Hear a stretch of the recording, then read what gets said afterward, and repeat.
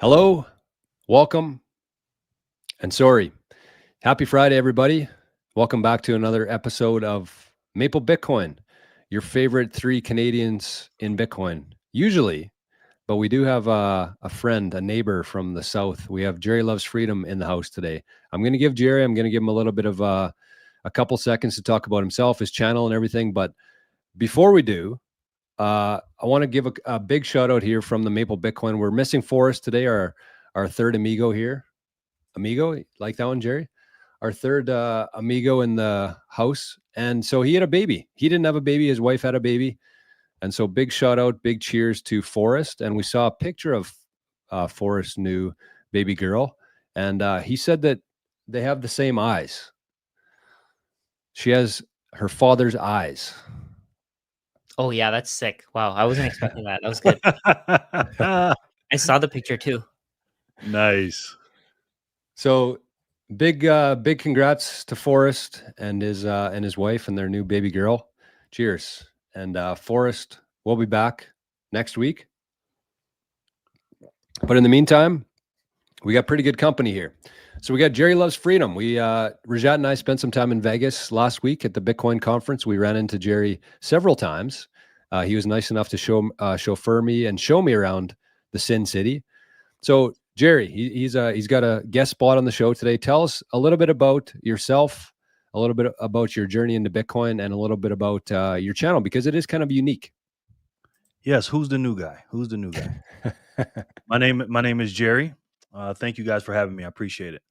I started in Bitcoin in February 2021, late February 24th. I was into precious metals in the beginning. In the summer of 2020, when the pandemic, I'll say, on this channel started. I call it something else on my channel. And I found out pretty quickly that the money was broken, and I thought precious metals was the way. And I dove in and I learned a lot of stuff. And then every once in a while, you know how the algorithms go, that you start seeing, stuff about cryptos and stuff like that. So I started deep diving into cryptos. And then I finally bought, about 7 months later after I bought precious metals, and I started buying some cryptos. And it took me about 2 months to realize that there is no second best. So I sold my cryptos, put it in all the Bitcoin, and then a couple of years later, I decided to trade in all my precious metals, because there is only one way to save. And I think, and you guys know what that is. So I put it all into that. And then I started making just full blown Bitcoin content. And I do a live show Monday through Friday, and I give away Satoshis. And there was a Bitcoin conference, and these two were walking down the street looking like homeless men. So I picked them up. No, we all hung out. We had a good time. It was crazy to have Jor in my front seat, hanging out with him, and then I had Rajat behind me in the back seat. I listen to these guys all the time, and Rajat was in my back seat talking, and I was just like, something sounds weird, because I hear him all the time, but it wasn't. It wasn't surround sound. He was just behind my head, and I was like, wow, Rajat's in my car. And at one point, he tried to turn the volume up, and it didn't work. It didn't work. But we had a good time. We went to Steak and Shake, and we did a lot of good things. So we had some good chemistry, and here we are. We met David Bailey at Steak and Shake. That was pretty cool. Yeah. He's the guy who organizes the conference. Yeah. Yeah, it was a blast. Big shout out to Jerry for looking after us in Vegas. Yes. And no, it was good. And I just wanted to piggyback off what Jerry was talking about there. I think that, as mentioned, Jerry has a very unique channel in the sense that he does a daily live stream, which I'm pretty familiar with myself. And it's not easy to do. And the cool thing about Jerry's show is he actually gives away sats every time there's a new block that comes in on the mempool, which is kind of cool. So it's 100 sats. I think some days it's 200 sats. And there's a lot of people that show up there. I think I called it something like a very fun and welcoming environment for Bitcoiners. And I think that it's been growing. It's started with 10 or 15 people in there, and then 20, 30. Now that's usually 40 people in there.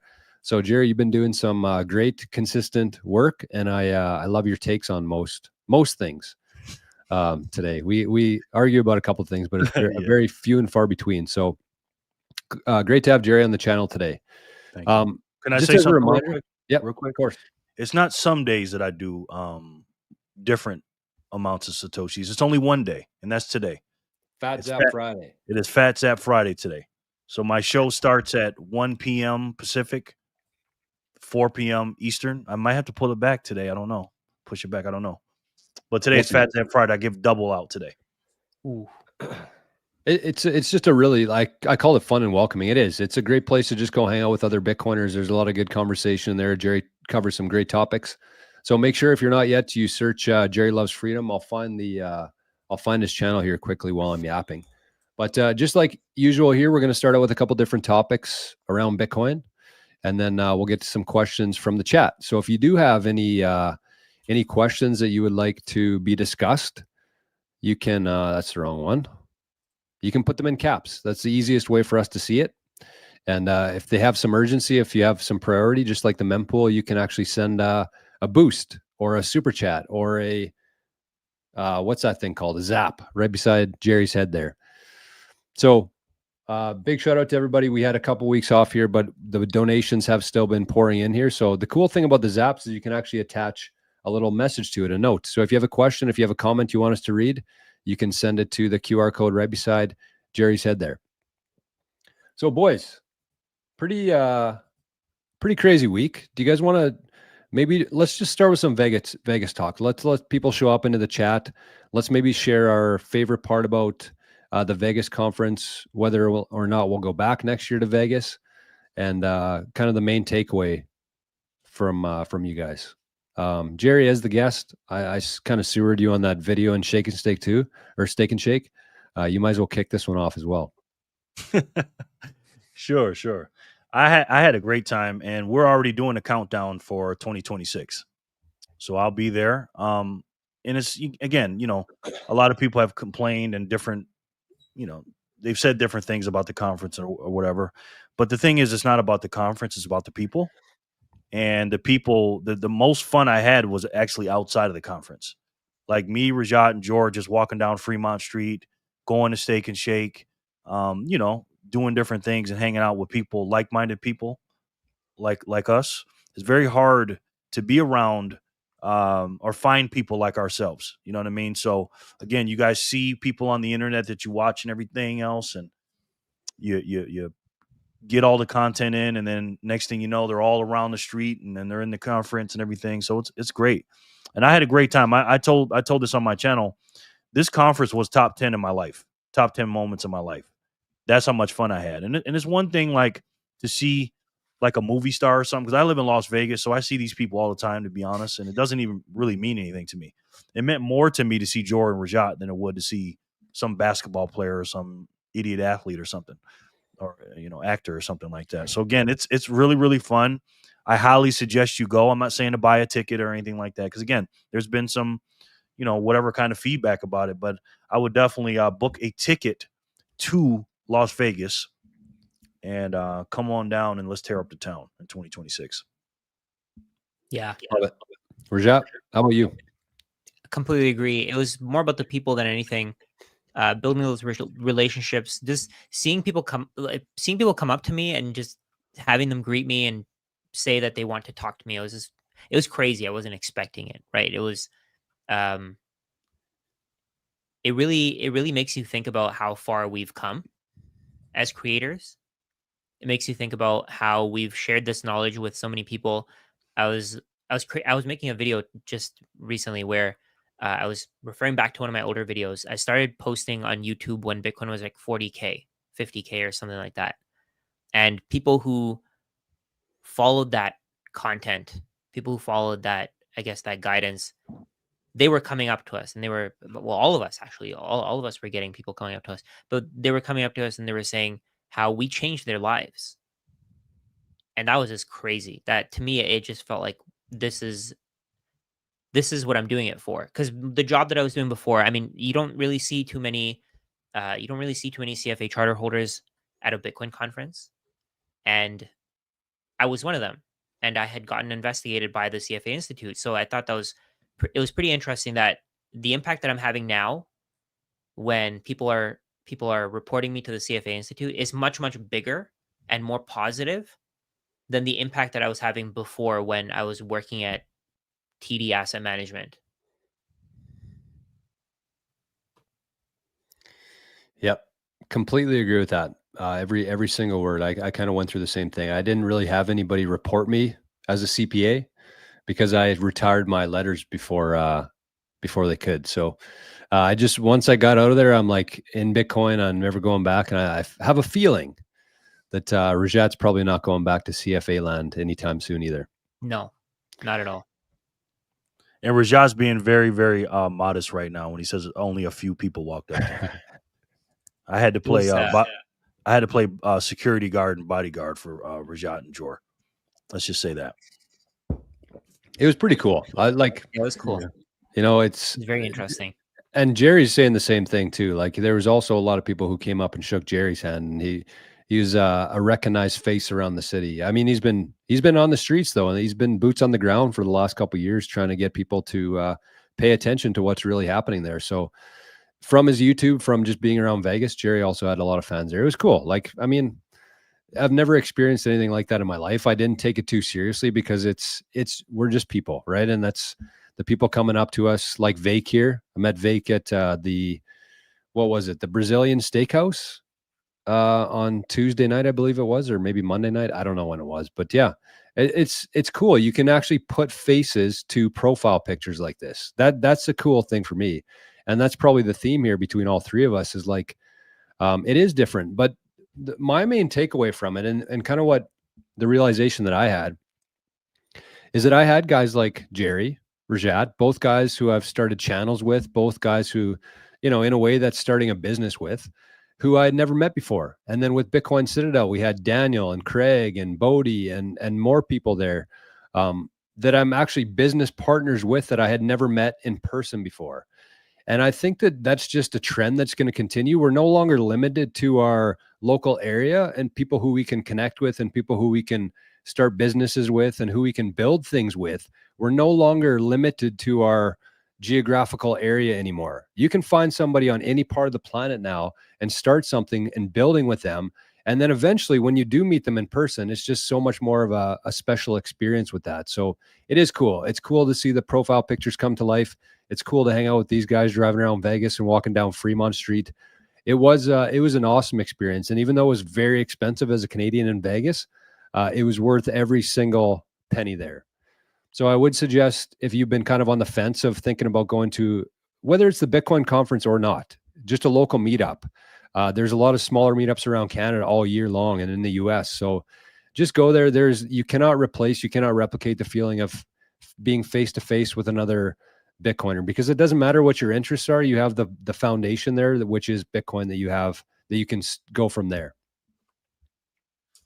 Yeah, and I think one of the things that people might be surprised to hear was that meeting. I met Jor for the first. Of course, I met Jerry for the first time as well, but I met Jor for the first time, and we started a business together without even really meeting. And I think that shows you the power of Bitcoin. We both just started talking about something. Jerry started talking about Bitcoin. We all met there, and we all had great chemistry. And today we're having a podcast. Like, think about it. If it weren't for Bitcoin, I never would have met either of you guys, right? I never would have met all the people in the audience, people who came up to us, people who came and shook our hands. We never would have met them, right? I feel like I was miserable at my job, and life is so much better now because of Bitcoin. Just not even the financial side of things, but the network, the people we met. Even if Bitcoin fails today, think about it. We know that it wasn't either of us trying to scam anyone. We know that it happened, and it wasn't something that we knew about. It's completely out of our view. And I'm sure if Bitcoin fails, we can continue to build something. And that's completely separate from everything that we've done in the past. Absolutely, Rajat. Well said. And I want to build on the network effect you just said. And I talked about this, on a small scale, and I think 2026 is going to be even bigger than 2025, because it was 35,000 or something like that, Rajat. You got the numbers. It was like 30,000 this year. Yeah, something like that. And to see, because a lot of Bitcoiners were concentrated around the Fremont area, Steak and Shake and stuff like that. And I remember going to the Steak and Shake late at night, and the whole line was filled with 90+% of Bitcoiners. And to hear people talking about blockchains and all these things going on, all the Bitcoin talk that we talk out in public, not in trying to hide it and put your headphones on, or being a little Bitcoin nerd or whatever, just being out here in the streets, seeing people talking about inflation and money printing and all over the place. Again, not in the conference. I'm talking about out on the streets. I mean, to me, I had to stop and I almost had to pinch myself, and I'm standing in line, and as I'm going up in the line to pay for a good with Satoshis, which is, again, mind blowing. I'm hearing all this stuff around me and just being surrounded by it. I was saying to myself, I'm in the right thing. I'm doing the right thing. And when you're working a job and stuff like that, like Rajat and Jor was saying, and you're in those fiat, fiat in that fiat world around the fiat people, it gets lonely. But when you're thinking outside outside the box, and we're kind of like the black sheep or whatever, but to have all the black sheep coming down in one area and all being together, and that you're not scamming anybody. Like you said, it's not I'm not going to call out another coin, but one of those coins, because there was another conference that was there, the next Bitcoin, Joe, remember that? And Texas coin. Yeah, exactly. And I'm just like, wow, man, we're doing the right thing. And I wake up every single day motivated and just like being a part of something that's way bigger than myself. And it ain't about me making money or anything like that. I'm literally trying to change the world. And that's what we're all doing. And everybody in the conference, including you guys, you're not just trying to get rich. We're all trying to change the world. And it was just a wonderful, wonderful feeling to be around people like that. Yeah, just getting people to stack this thing, and just on the topic, right? Stay focused and stack Bitcoin. That's all you have to do. And a lot of people may be thinking, oh, you can't buy enough, you can't get enough. I have too little money. I have this, I have that. I don't have enough money. That'll, of course, make a difference in your life. And then you'll be able to meet with people in person. You'll be able to make connections that you may not otherwise be able to make. I think that it all compounds and it all builds. And we actually had a guy there. What was his name? Kevin, I think it was. Yep. Who we talked to about creating his own content. And that's how it compounds. It's a mind virus. It's going to change everything. People are learning about this. People are trying to teach their families about this. We're finally in a spot where we no longer have to be slaves to the financial system. It changes everything. Everything is now flipped around. The Bitcoiners have more power than the people at the top. Yep. And I was thinking about the same thing on the way home last night from golf league, and I was like, yeah, just with the whole Trump and Elon thing, and I think we're going to probably get to that next, as just kind of like without getting too political, like what kind of impact it has on Bitcoin. But I was listening to Jerry's show on the way home last night, and I was thinking, like, what if I do end up being wrong about this? What if they've run the best brainwashing campaign of all in Bitcoin, and I'm one of the people who fell for it? Like, where would I go from there? And my first thought was like, so what? Right? Because I know, and there's probably not a lot of people in different industries who could say, so what, in the sense of their heart was in the right place. Even if it failed, it doesn't really matter to them. And I know for a fact, especially within some of the financial industries, I know that a lot of people cannot say the same, in the sense of their heart isn't in the right place. They're thinking for money. They're thinking for status. They're thinking for different things. But I know between the three of us and more people we met along the way, our hearts are in the right place. So even if something were to happen, if we end up being wrong about Bitcoin, everything goes to zero, I would die knowing that I did everything that I could for what I believed in. And I think that at the end of it, that's all that really matters. Yeah. So on that note, of Trump and Elon, I saw a comment here, which was, I missed it. I had a good segment here. Anyways, let's maybe just talk about that quickly in terms of Trump, Elon impact on Bitcoin. Rajat mentioned stay focused because it is. That's kind of what it seems like to me. It seems like a distraction. Jack Mahler shared a really good meme of two people fighting, and it said Trump and Elon, and then the Bitcoiner there with a bong, just like whatever, like who cares? But like, what do you guys think about the impact, I guess, on Bitcoin? What is it? What is this little feud, whether it's real or staged? What does it mean to you, and what does it mean to Bitcoin? It's just fear, right? People are just scared. They're worried that something's going to happen. They're worried that there's a disagreement. As long as the only thing that you need to really focus on, I think, is the certainty of the supply of Bitcoin. If that's not affected, then it doesn't matter what happens in politics. If the politicians, if the prime minister, if the president can't change the supply of Bitcoin, you should keep stacking. It makes no difference to you if you hear this on the news, but it will hurt you if you stop stacking because you heard it on the news. And I think that's the worst thing you can do. If you're not stacking, if you're not staying focused and stacking Bitcoin relentlessly, that's the worst decision you're going to make. You're going to regret it in a few years. You're going to, I mean, the fear should not stop you because over time, the trend is always going to be up. While they're scaring you, they're buying as much Bitcoin as they can. MicroStrategy's bought like 300,000 Bitcoin in the last year, maybe 400,000 in the last year. And you're worried about Elon Musk and Donald Trump having a fight on Twitter? Make the right decision. Yeah, it looks like they're making up too. Do you guys see that Yeah. today? So hopefully they do. But yeah, I'm more of a political guy. I like politics and Bitcoin. But when it happened yesterday, I just bought a big amount for myself when it dipped down. I was trying to see if it was going to go under 100. Remember, it was like touching 100, and I made a pretty big purchase, and I'm a little bit behind on my on my bills a little bit.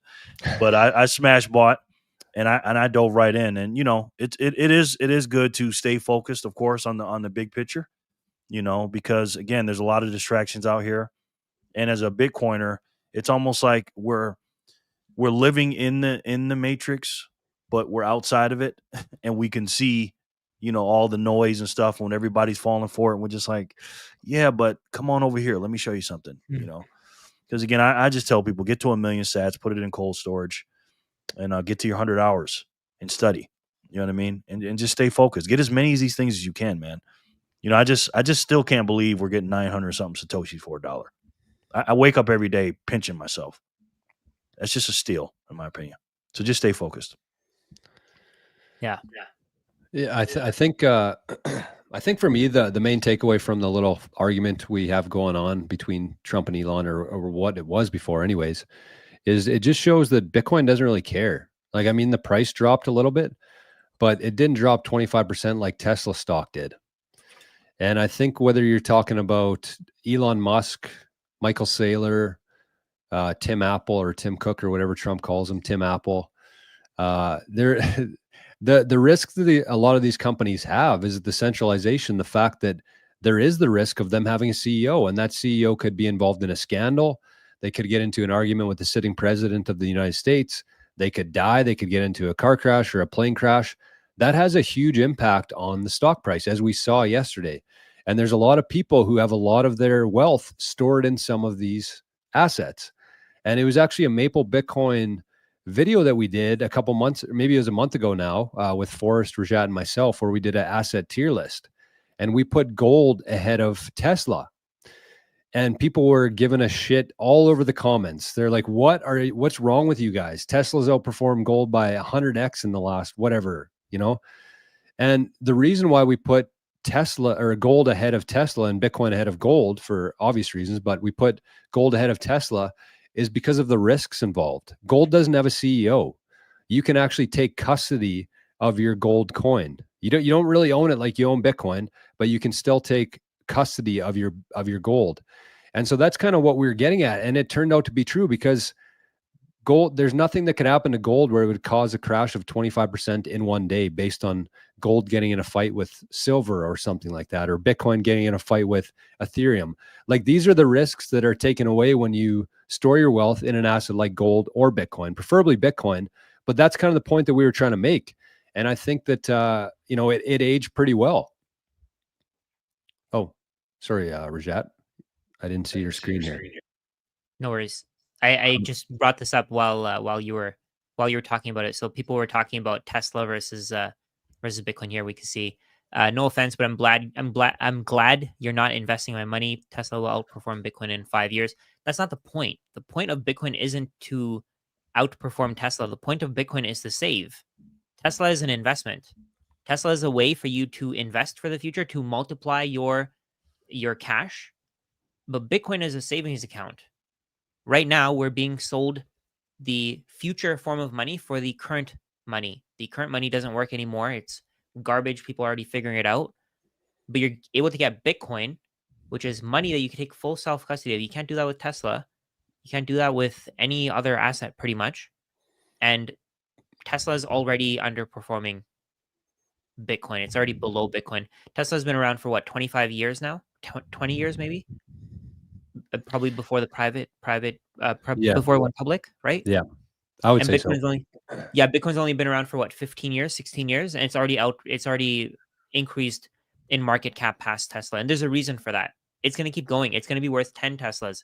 Then it's going to be worth 100 Teslas. It's going to keep rising and rising because Tesla's one company out of thousands, tens of thousands around the world.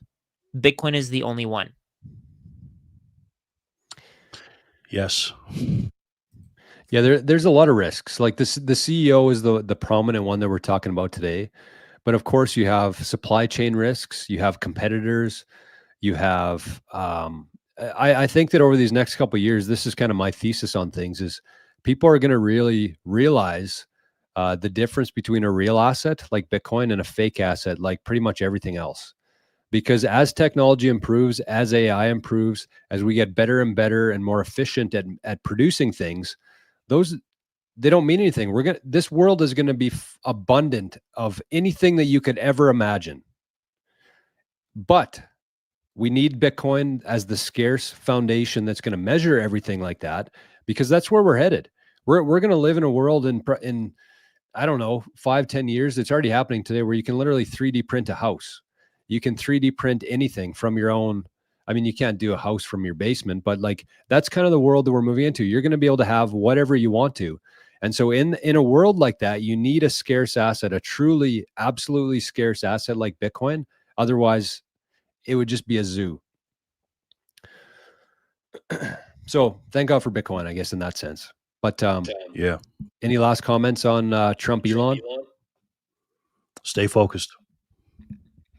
Cool. That's it.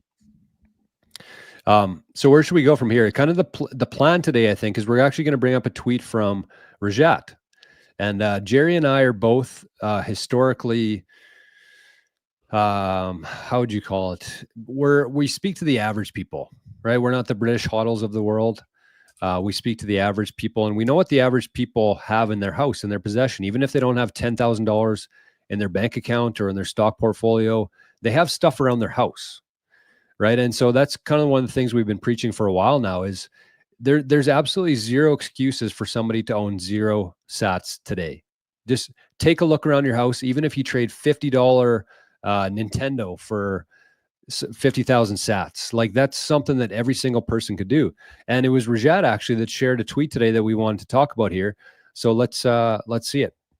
And this is actually something that I thought of because of Jor. I watch you saying it regularly. Sell your jackets for Bitcoin. Sell whatever you don't need for Bitcoin, right? And today I was going to the gym, and I know there's a vintage shop that's right next to the gym. So I just grabbed all the clothes that I had in my closet that I wasn't wearing for a while. I just threw them in my trunk, and I went to the vintage shop. So they take some time to actually assess your clothes and tell you how much they're going to give you. So in the meantime, I went to the gym, right? So it was literally 5 minutes of my life, and I didn't really have to do anything. I got $29.40 for it. It was for clothes that I wasn't going to wear. They were just sitting in my closet. I had no use for them, and I bought 20,000 sats with it. It might not seem like a lot. A lot of people, like there was a guy who commented, what did he say? He said, this is not worth your time. Let me just show you the comment here. Oh, here. You must be really hurting financially to go through the effort of selling clothes for $30. So you value your time at less than $30 an hour. Like I said, it took 5 minutes. So I got $30 for 5 minutes. So you multiply that by 12. What is that? $240 an hour, which is pretty great. Or no, Rajat, hold on. No. is it more? Yeah. Talk about your setting your own salary and apply it to that. Yes. So let's say so they said if I'm making this much money, then this is not worth my time. But the way that I see it, I mean, there are two things that I can say. So number one, why do I waste these clothes? They're just sitting in my closet. I have no use for them. Do I throw them in the garbage? Why not try to make the earth a better place? If that's, I mean, I plan to live for the next 100 years, so I want the earth to be better. I want to not waste water, not waste materials. So I'm doing nothing with those clothes. They're just sitting there. Somebody might be able to go there, get the jeans that I sold, and wear them to an interview, go to a job. Who knows? Maybe they'll be able to get those jeans. Like, these jeans are $100. They're Levi's, but I had no use for them. They can buy them for $20, $25 now, basically brand new, right? And now I get value out of it. They get value out of it. So let's say, for example, if back to what Jor, you were saying, if I wait to spend this, I'm not planning to spend this right now. Right now, it took me 5 minutes. I got $29.40 from it. Eventually, this is going to be worth $50, then $100, then $200, $500, $1,000. So at that point, it's almost like thinking I'm getting paid $1,000 for 5 minutes of work that I did back then. It's me putting my time into Bitcoin and using my energy to actually convert it into the best form of money in the world. Yeah, when you're doing this, when you're living in Bitcoin, when you're measuring things in Bitcoin, and you're converting your time and energy into Bitcoin, like Rajat did. He had some energy in his house, some clothes that somebody else made, converted that to Bitcoin, and then it doesn't matter when you earn it; it matters when you spend it. That's when you set your salary. So Rajat takes those 20,000 sats, puts it into a wallet. Maybe he waits 20 years. Maybe those sats are worth $1 per sat. Maybe he just made $20,000 worth of purchasing power in 5 minutes. What's your hourly rate on that? Whoever left that comment there, like, that's how you have to be thinking about this stuff, right? It would be different if Rajat took that $20 and went and bought a case of beer with it. Then it's, arguably I would still spend $5 to do that. And like Rajat said, make the planet a better place. But it's a little bit different than looking at it in the future where those sats could be worth $20,000 of purchasing power when he spends them, not when you earn it, but when you actually part with those sats. Yeah, exactly. And me and Joe are on the same page with this. We look at sats like dollars, man. But honestly, the only reason we do that is because that's the measuring stick that we use is dollars.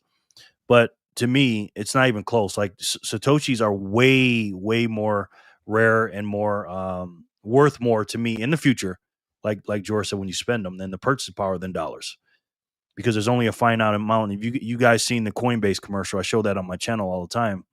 When you see the amount of dollars that they print, not on a weekly or a monthly, but a daily basis, and you see the finiteness of Satoshis. And again, it's not about the Bitcoin. It's about, because Bitcoin to me is just like the marketing name. It's all about the Satoshis. And you see that. I just looked at that and that just made me so happy for Rajat, because he just got an incredible amount of wealth for nothing, for something that was just laying around the house. I am currently on my journey to be a minimalist right now. And I'm trying to get rid of everything that is not nailed to the floor, like Rajat said, that is just getting in the way and we don't need, right? Because if you really look and you really understand and you know what Satoshis are and what they're going to be in the future, they're the most finite pieces of digital money, or any kind of money we've ever seen in human history, and no one knows about this. Almost 95% of the Bitcoin has been mined, and over 95% of the people don't know what it is. So take every single thing that you have in your house and really take a look at it. I mean, really take a look at it and say, do I need this? Am I using this? How many Satoshis can I get? And like George said, buy your time back. And in the future, your purchasing power is going to be unbelievable. And then there's also the other side of things where people are probably thinking, oh, these guys aren't buying their Bitcoin. They're telling us about Bitcoin because they need exit liquidity. No, we're still buying. we're still buying. We're not going to stop. Every day. We're not going to exactly. We're not going to stop buying just because the price is higher. If we have the way that all of us see it is, if we have extra fiat, we're going to convert it into Bitcoin. That's simply it. It's as easy as that. There's nothing else. There's no real plan here. If we have extra fiat, we put it in Bitcoin.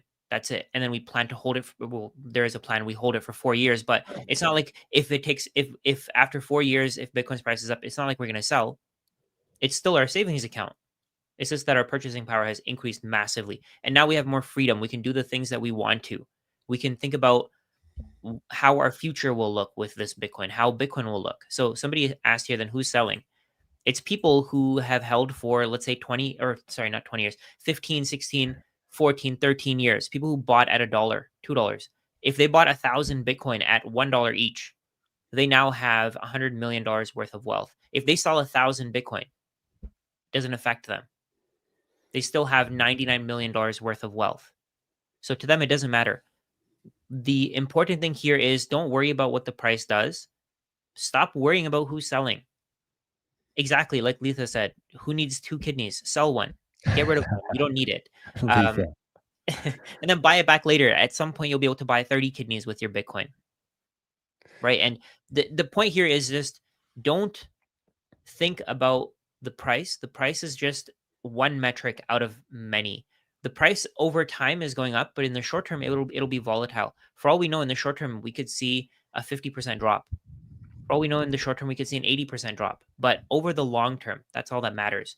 If over the long term, your purchasing power is going up in terms of Bitcoin, then you win. Yeah. And I mean, Rajat nailed it there. He said, you're measuring it in one way to measuring things. And I think even that system is completely shattered in terms of people still measuring things in fiat. Because how do you measure something if in that case, when you're measuring things in US dollars, that the US dollar is the bottom part of that equation there. And we really have no idea how many dollars exist, both physically, digitally. I don't know if you guys remember this or not, but there was a month in about the year 2001. It was the 9th month of the year, September 2001. There was something that happened there that really shook the world. And 2 days before that happened, or 1 day before that happened, the Pentagon announced that they just were missing $2.3 trillion dollars. So the numbers that they give us are complete BS, for one. And even if they were somewhat accurate with their valuations on it, we still have no idea. So you can't measure anything against something that you have no idea how much supply there is. In this case, US dollars. In Bitcoin, you can go to a website this second and you can see exactly how many sats are in circulation right now. And the nice thing about that is many of them are lost. Many of them will never be moved again, which makes that supply even less. So it's not like it can be overstated. If anything, the supply is actually understated. Exactly. And when you have a broken measuring stick like the fiat dollars, it's very hard to measure things, especially when you're going in and out of stores and buying things with, fiat broken money for goods and services. But with Satoshis, again, I measure my net worth with Satoshis. Period. End of story. Wherever I have my quote unquote Bitcoin stored, whether it's on Sparrow or on my Speed wallet or whatever, I always set to Satoshis, right? And I measure my net worth against the hardest, most finite units of money in the world, period. And that just makes me so happy. I feel like this is like a cheat code, man, right? I feel like, Jerry, could you just repeat that again? Because I think that is such great advice for Bitcoiners of all levels. Like, just go through that process again of changing your mindset by what you look at. sure. As far as like changing the units. Yeah. So when everybody has either a Sparrow wallet or whatever they have their Bitcoin on, whether it's a hot wallet, cold storage, even your exchange that you have it on for now. Don't set it to Bitcoin. Don't set it to the B0.00 stuff. Always set it to Satoshis. Right? And why do you do that? Well, it just changes your whole mindset, right? Because when you look at a Bitcoin, you just, I got a fraction of this and it's only 0.00 or whatever. Because again, a Bitcoin is an arbitrary number. It's 100 million Satoshis or whatever. I measure my net worth with Satoshis. So when I look at my Speed wallet and I look and I go to Steak and Shake and I spend 13,000 Satoshis or whatever for a burger and some fries and a drink or whatever, I look at that like, wow, this is the equivalent of me one day buying 2 pizzas for 10,000 Bitcoin. Because in the future, 20 years from now, people are going to say, you paid 14,000 Satoshis for a burger, fries, and a shake?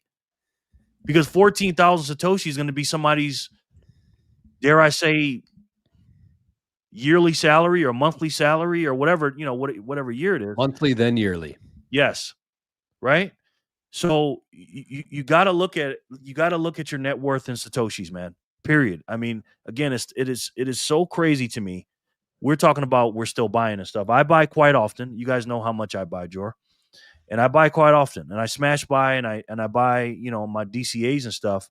And I'm looking at this thing like every time I'm buying this and I'm putting it away, I'm getting a piece of the most finite pie in the world. And nobody knows about it. So it's my job, our job, to learn this thing, understand what it is, and teach other people. Again, if you have friends and family that don't have Satoshis, you got to help them. Now, you can't do the work for them, but you got to help them either put a little bit away for them, send them. Again, Speed Wallet to me is the best, quote unquote, orange pill wallet there is out there. I love the Speed Wallet. Absolutely love it. And you can earn free sats for doing it. And Jor always talks about getting that name as an email, which would be more important than an email in the future. So again, long story short, it is the most finite money in the world, and make sure you set it to Satoshis and measure your net worth in Satoshis. Forget the dollar. Say, oh, it's worth 10,000. It's worth that. Don't even measure it with dollars, man. Just look at the Satoshis and your purchasing power in the future. Yep, great advice. And just following up what Jerry said there, the reason I said that is because I think that lightning addresses are going to do to sending money around the world to what email did to communications. Like the email protocol itself allowed anybody on earth to communicate with each other. And the Lightning network now built on top of the Bitcoin network, if you have a Lightning address, you can send money to any single person on the planet with an internet connection. That is so incredibly powerful. But kind of what I was saying there is like, you can use something like Speed, you can use Koinos, you can use Wallet of Satoshi. There's several different apps that we recommend people use, but just go there today. And even if you have no intention on using it right away, go and get your username, because just like an email, it's so important to have something that's short, concise, doesn't have a bunch of numbers in it, doesn't have an underline and an exclamation mark in it, because this is how you're going to receive money in the future. And so if you're looking for sats, if you sell something or you did a job for somebody, you could just say, yeah, my address is rajat@speed.app instead of Rajat_323, blue sky. Like that's where we are in email right now, because there's none left. There's no usernames left in email. And we're going to get to that same point in Lightning addresses one day. And so I think before everybody figures that out, you should claim yourself a couple different options for your Speed app. So I just posted a video about that yesterday on my channel. So go check that out. Actually, so I posted that and I was like, leave a comment below and I'll send you some sats. And stupid me, there was like 300 people who commented on there. I'm going to be there for a full day giving away a bunch of sats because of that. So if you want some free sats, I guess go watch that video if I posted on my channel yesterday. But I was one of them. So anyways, I got one more thing I wanted to talk about here, boys, because there was a good comment here that I saw kind of tying what we've been talking about here. So 3 cents said, don't forget those clothes in your closet would cost $20 or less in a year. So get even less sats. Honestly, that's exactly how you should be looking at this, because the longer you wait to sell that jacket, to sell that Nintendo, to sell that rookie card, the less sats you're going to get. So today is like the most sats you'll ever get for that item. It's going to, just like everything else in the world, is going to continue to trend towards zero against Bitcoin, which means the longer you wait, the less sats you're going to get for those items. So don't sleep on this. Don't procrastinate. Make this a priority. You're not only going to get some sats, but you're also going to free up some space in your house and probably in your mind. Less clutter, the better. As Jerry talked about, Daniel made a comment about it as well, the minimalism. It just makes sense.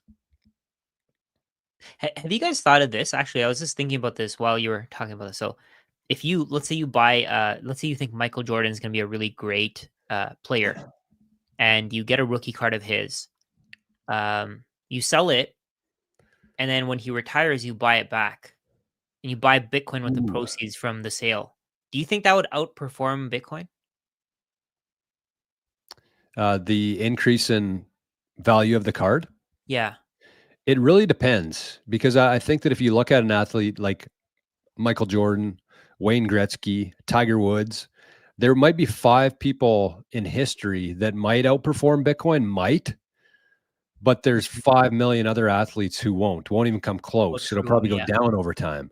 So yeah, I mean, it's kind of like picking altcoins. Like there's going to be a ton of them.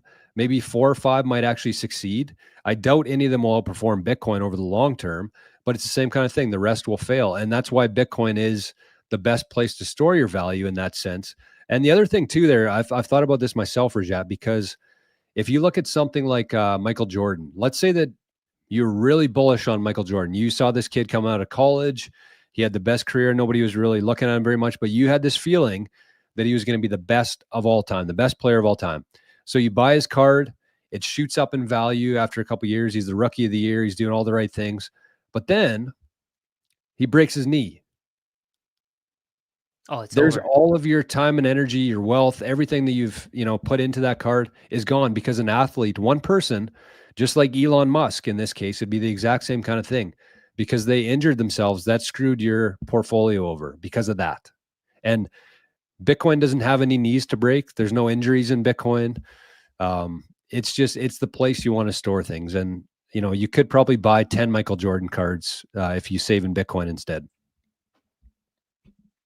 That's a really good question, Rajat. And I'm on board with that, what you said. Once you understand Bitcoin, it's just like, there is no second best, period. Not even just for the cryptocurrencies, just period. And I wouldn't even waste my time. That is a good question, though, Rajat, because I used to have basketball cards and stuff like that. So that hit me with that. But, when you're in the investing game and the art and all this other stuff, it's like, man, finding Bitcoin has just made life so easy for me, Rajat. I don't invest anymore. I don't think about doing this or doing that. I just go out here, try to create as much value as I can, spend the least amount as I can, and put the rest into Bitcoin. But that was a good question, though. I feel like it'd be fun to see that over time, see what the results look like. I feel like this. Well, you I feel could like do it, Rajat. You could do it with, I think the closest thing would be like Connor McDavid right now. Connor. I Like have a I bought Patrick about Kane rookie card. a who? A Patrick Kane. Yeah. I mean, Sell those. Patrick, he won't be like, he won't be in the handful of guys that are really worth something. It'll be valuable. It It's probably will failed. increase over time. Yeah. So it's a failed investment. Should have just bought Bitcoin. Yeah. I mean, if you think about it that way too, like kind of what I'm talking about with the broken knees and stuff, like in that sense, like Pokemon cards would be more valuable than a sports card or less risky, I guess you should say, because Right. Pikachu's not really getting into real life fights. Like Oh, that's true. Pikachu's not going to get injured. So, the risk of injury is gone there. Yeah. So it's like basically any collectible. I think Bitcoin would outperform because if you think about it, any collectible, if you have it, it has to rise at a price of 50% in price by 50% per year. Yep. And I don't think that's happening with anything. No. That would be a good experiment for people to go out there and look at the collectibles and see. Yeah, you could Like compare the high quite easily. collectibles, yeah. But there's not many, Rajat, I don't think, Yeah. if I had to guess. So I guess Look that at- just goes back to our title there. Stay focused and stack Bitcoin. Don't stack rookie cards. Don't stack Pokemon cards. Don't stack collectibles. Just buy Bitcoin. I think the only thing that I would buy instead of Bitcoin in terms of collectibles would be Hunter Biden's artwork. Why? I don't know. It's really good from what I've heard. I guess he's made a lot of money on it. So, yeah, Hunter Biden's a real stand-up guy, great artist. I mean, how could you go wrong with that? Is it like a money laundering scheme or something? I feel like most art is a money laundering scheme. Book deals, art, collectibles, that kind of stuff. Art for sure, though, because art is very subjective, right? You can't really say that it is worth this or it's not worth this. It's basically what somebody's willing to pay for it. And I guess in a sense of, that's the free market overall, but art is different because it's very subjective. They hide a lot of donations and do a lot of the laundering stuff with art. And I think Hunter Biden would probably be the top of that list. Yeah. Of launderers. But with that, it's probably going to go up in value. So anyways, Travel with Poppy says, met Rajat at the gym today. Super cool, brother. Looking forward to our next one-on-one session. Keep up the great work. Oh, sorry. Looking forward to our one-on-one session. Yeah, that was so cool. I feel like so when obviously you meet people at the conference and it's like, okay, all these people know Bitcoin, but just meeting somebody in the wild like that, damn, that's pretty crazy. That is Rajat, cool. Rajat, you do have one of those faces, though, man. Oh, I think it's because I'm bald. Let me say this about Rajat and Jor. They are the exact same way you see them on camera, man. I told Rajat, you know what I said to you, Rajat? I said, I thought you were going to be a little more arrogant, but he's not. He's so like down to earth because, Rajat's a savage. You know how he is. He's just like a savage. So I thought he's going to be like, but he's just so cool, so down to earth. Everybody came up to him, took pictures, him and Jor, and he was just the nicest guy. Both and Jerry. I was the bodyguard. Yeah. Well, you did a heck of a job. If that you think was your role that week, you did a heck of a job because we're still here. We made it back home to Canada in one piece. I'm seeing some questions here about. Actually, I saw two. So, well, maybe take a quick break here. Go over a couple different things. There's a question about the best exchange in Canada. So we'll maybe talk about the best exchange in Canada. We'll talk about the best exchange in the US. Somebody was also asking if we could give away some sats from Bitcoin Well. So we'll do that as well right now. And I also want to give a couple shout outs here. So Ian, Cleaner Machine, sent in not one, not two, but three zaps of 2,500 sats each. The CYM zap. Thank you, my friend. Daniel sent in 888 sats. Said Jerry and the Maple for the win from Daniel. And we got a couple more, 11 sats, 10 sats, and 777 sats. I think that was from our guy, Joey. So again, if you would like to support the channel, we don't have any sponsors on here. We believe in maintaining our own voice. We think that that's the most important thing in Bitcoin is integrity. And so we don't have any sponsors. So you can support the channel, that QR code right beside Jerry's head there. You can send to, or if you're watching this on on your phone, you can also just type that in, maplebitcoin@coinos.io. And if you send it during the show, we can read the comment, or if you just want to do it to keep the momentum going here, keep the show alive, you can do that as well. So, Jerry, while I get into Bitcoin Well here, while I log in so we can give away a few sats, who do you use for buying Bitcoin in the US? Who's the best exchange there? Well, I use Strike. It's the best one for me. I unfortunately, I can't use River. I'm hearing a lot of good things about River. But I live in Nevada, and I come from New York, and I have a New York State number. And when I was at the convention, they told me, "Oh, you can do it as long as you Satoshi Central, as long as you don't live in Nevada and don't live in New York." I said, "Well, I do both, so I can't do that." But I love Strike. Strike is Jack Mahler's, and I buy every hour on the hour. Shout out to Satoshi Central, Maddie. She's got a great channel. So I like Strike. Shout out to Maddie. Satoshi Central. She is also she's a young lady in Bitcoin. Actually, she's made a couple of videos. Very good, very down to earth, very knowledgeable, and she's one of those people that I think you're just drawn to. So make sure you check out Maddie. Jerry knows her pretty well. They're both in the same city, and we need more females in Bitcoin. So please, if you got a couple seconds here, go subscribe to Maddie's channel and Satoshi Central there. Great name, by the way, too. Yeah, and she's 21, guys. She just turned 21. So this is going to be a great year for her because obviously 21 is a great number and a year for all of us when we turn adults, and 21 for Bitcoin. And she has a great channel. She's doing a great job. Rajat, while I get this open up, I'm kind of struggling here to talk and do this, but Do you want to talk about ShakePay? I know you've used ShakePay a little bit. What's your thoughts on ShakePay?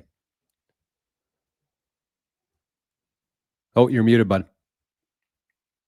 I think it's great. It works. I don't really have any problems with them.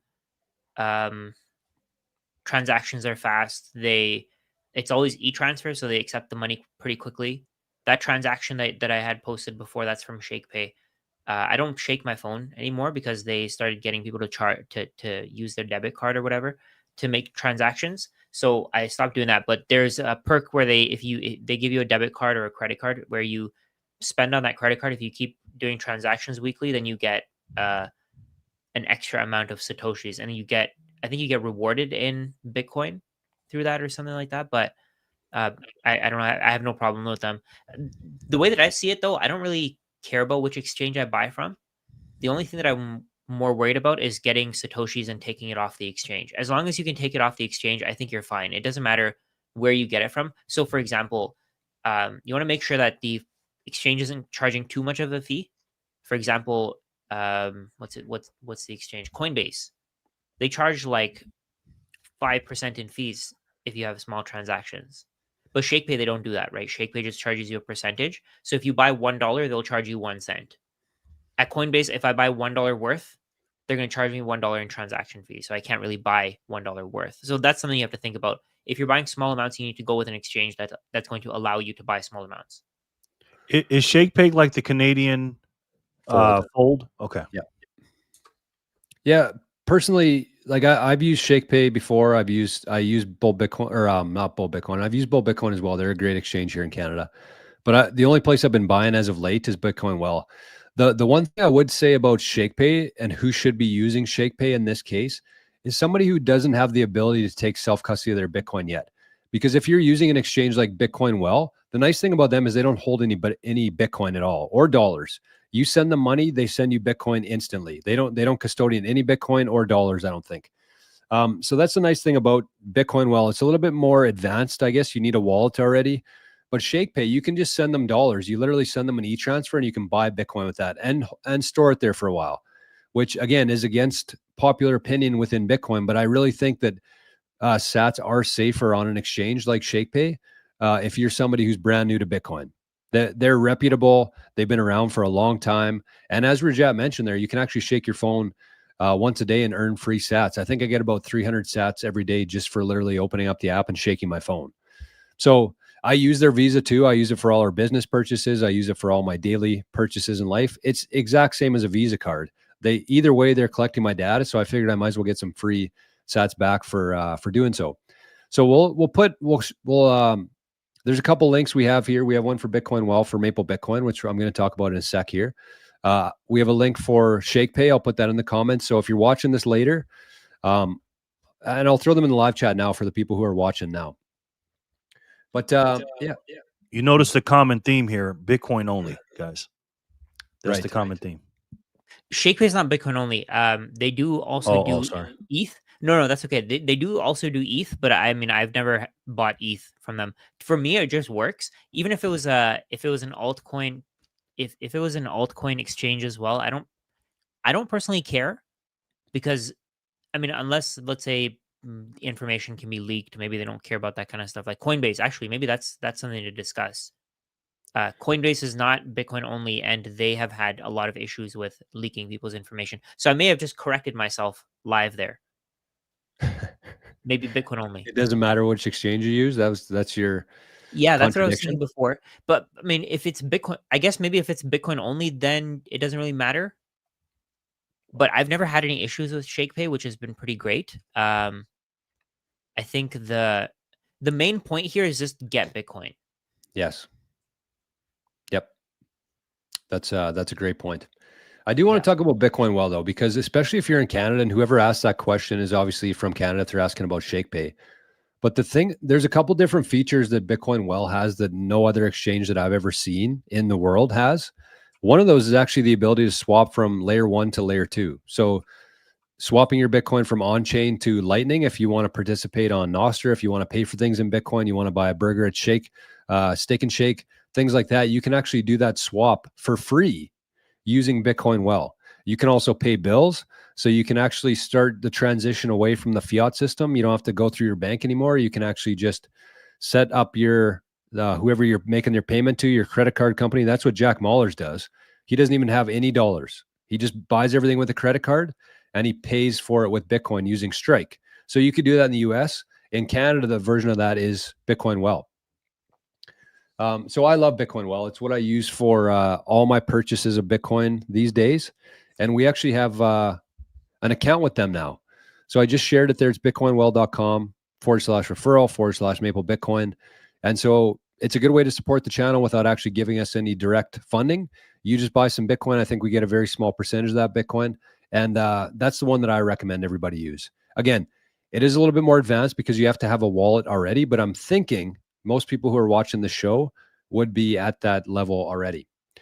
So the other cool thing too, you can you sign up for that link. I think you get 5 free tosses into the Bitcoin wishing well, which is kind of a unique feature on Bitcoin Well. And so we're going to give away some sats here. The first person to scan this QR code on the screen, Rajat, I'm watching your hands. Keep them down. The first person to scan this QR code is going to win some sats courtesy of Bitcoin Well. So are we ready? Are we set? Go. There's the toss into the well. 385 sats. That's kind of on the lower end. So I'm going to toss one more here because that's kind of I mean, it's $385 in the future, but still kind of low for their usual. So we'll toss one more here. We'll let people scan that. I'll try to make it a little bit bigger for you. Make it easier. And just comment if you get it. It's pretty cool. Yeah, let us know if you if it worked and if you got it. I know it works because I do it quite often on the Bitcoin journey, but we'll do one more here. Ready? Set. Go. Oh, Johnny got it. Bitcoin Well actually had the pleasure of golfing with Adam from Bitcoin Well while I was in Vegas on Monday. So great guy. I love everything that they're doing. That's why I have no issues supporting them because they're doing great work. They got the best platform and they're great people. So what more could you ask for in a Bitcoin exchange? So 397, couple sats courtesy of our friends at Bitcoin Well. Okay, boys. If nobody claimed those, I'll get them later. I'll scoop them up later. I think Johnny won the first one. Who got the second? Johnny. Let's go. That's a good question. What wallet are you guys using to, where'd that go? What wallet are you guys using that supports this? So Speed Wallet. Go to the App Store, download the Speed Wallet. Actually, you could just watch the video that I posted yesterday. It has all the information on how to do it, how to swap, all that kind of stuff. So that's on the 88 Sats radio channel. Where do you guys want to go from here? I wanted to talk about actually, so we always talk about how to retire with Bitcoin and how, because Jor, I don't know if you remember this, but we used to talk about how I was against borrowing against your Bitcoin before. Yeah. Do you remember that? I think I've changed my status on I've changed my stand on that. I think I've learned more and I've kind of changed what I think. I think you should borrow against your Bitcoin, especially if people are willing to accept fiat for valuable things. Because if you're selling your Bitcoin, you're just giving it to MicroStrategy, you're just giving it to BlackRock. Right? Of course, you have to do it in a smart way. You don't just borrow against your entire stack. You have to make sure that you have some room for error. If Bitcoin's price drops 90%, you want to make sure you're not going to get liquidated. But the point here is, I think using Bitcoin as collateral is probably one of the best decisions in the world. At least right now, maybe because you're keeping your Bitcoin. But then also, as these newer institutions start accepting Bitcoin as collateral, I think we're going to see that pump Bitcoin's price up massively. Because over time, that's already happening. Like people think that $1 million, $10 million is not realistic, right? People think we're done at 100K. It's never going to 150K. I got a comment saying that yesterday, but I think that all of that is going to. It's slowly then suddenly, right? It's gradually then suddenly. So all of that is just going to compound over time. It's going to compound, and there's going to literally be no Bitcoin available for sale because people are going to be borrowing against their Bitcoin. They're going to be borrowing fiat against their Bitcoin until and the way that I see it, most people are just ignoring Bitcoin, right? Until the majority of people understand Bitcoin and until we do actually go to a Bitcoin standard, I think you should borrow against your Bitcoin. I think you should borrow against your stack. At least, I mean, obviously, borrow only a small amount. Don't if you need, let's say, $500, don't sell $500 worth of Bitcoin because number one, you're gonna have to pay taxes. Number two, you lose the future potential of that Bitcoin unless somebody wants Bitcoin. Like, let's say if I'm working with you guys and I want to pay you for something and you want Bitcoin, I'm going to pay you in Bitcoin. But if it's Walmart and if I have to sell some Bitcoin to pay for my bill, I'd rather just borrow against it. I think the main unlock for me with Bitcoin lending, I see it the exact same way, Rajad. I'm not in any sort of rush. I don't think that we're quite to the point where it's, you never want to be the first person through the door. They always get shot, right? So you kind of wait, you let the dust settle, and then you figure out who's trustworthy. I think it's going to take some time. I'm really in no rush myself to lend against my Bitcoin or do anything like that. I sell Bitcoin all the time. I had to sell Bitcoin yesterday because my Vegas trip ran over a little more than I thought it was going to. But the reason I had to sell it is because literally every time I get dollars, I convert that to Bitcoin. And so when unexpected costs do come up in your life, you do have to sell it. So I think the same as you, Rajat. I do foresee a future where I'll never have to touch my Bitcoin. I'm just going to have the best bank. And the nice thing is there's going to be global competition for it. Like we talked about earlier in the episode in terms of like finding and networking people really being restricted to your local area now, there's going to come a point where the bank that I'm working with or the company, I'm not going to call them a bank, the company that I'm working with, I'm going to deposit my Bitcoin. I'm not going to have to show any sort of like KYC or anything. They just have my Bitcoin. That's the only thing that they're going to need there. It won't matter what my credit score is. It won't matter what anything is. They have my Bitcoin as collateral. So if I stop making my payments, they can just sell my Bitcoin. That's what this thing is going to unlock here. And it's going to be bigger than anybody can even fathom, I think, at this point. And so if you're watching this today, congratulations, because you are going to be one of the people who gets to take advantage of that in the future.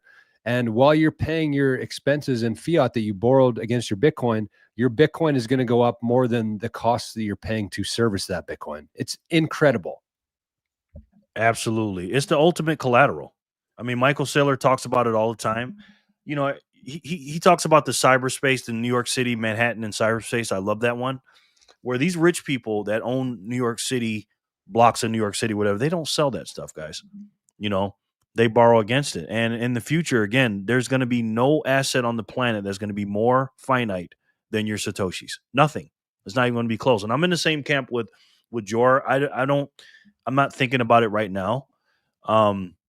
I'm in just 100% right now accumulation phase until 2035, the day that the gold rush is over. Because the gold rush, in my personal opinion, like Michael Saylor says, it started January 10th, 11th, 2024, and it's going to last until 2035, until the last of the 99% of the last 1% is going to be left. And when that happens, guys, and again, that's not that far, right? It's 2025 now. That's 10 years from now. Do you remember 2015? I do.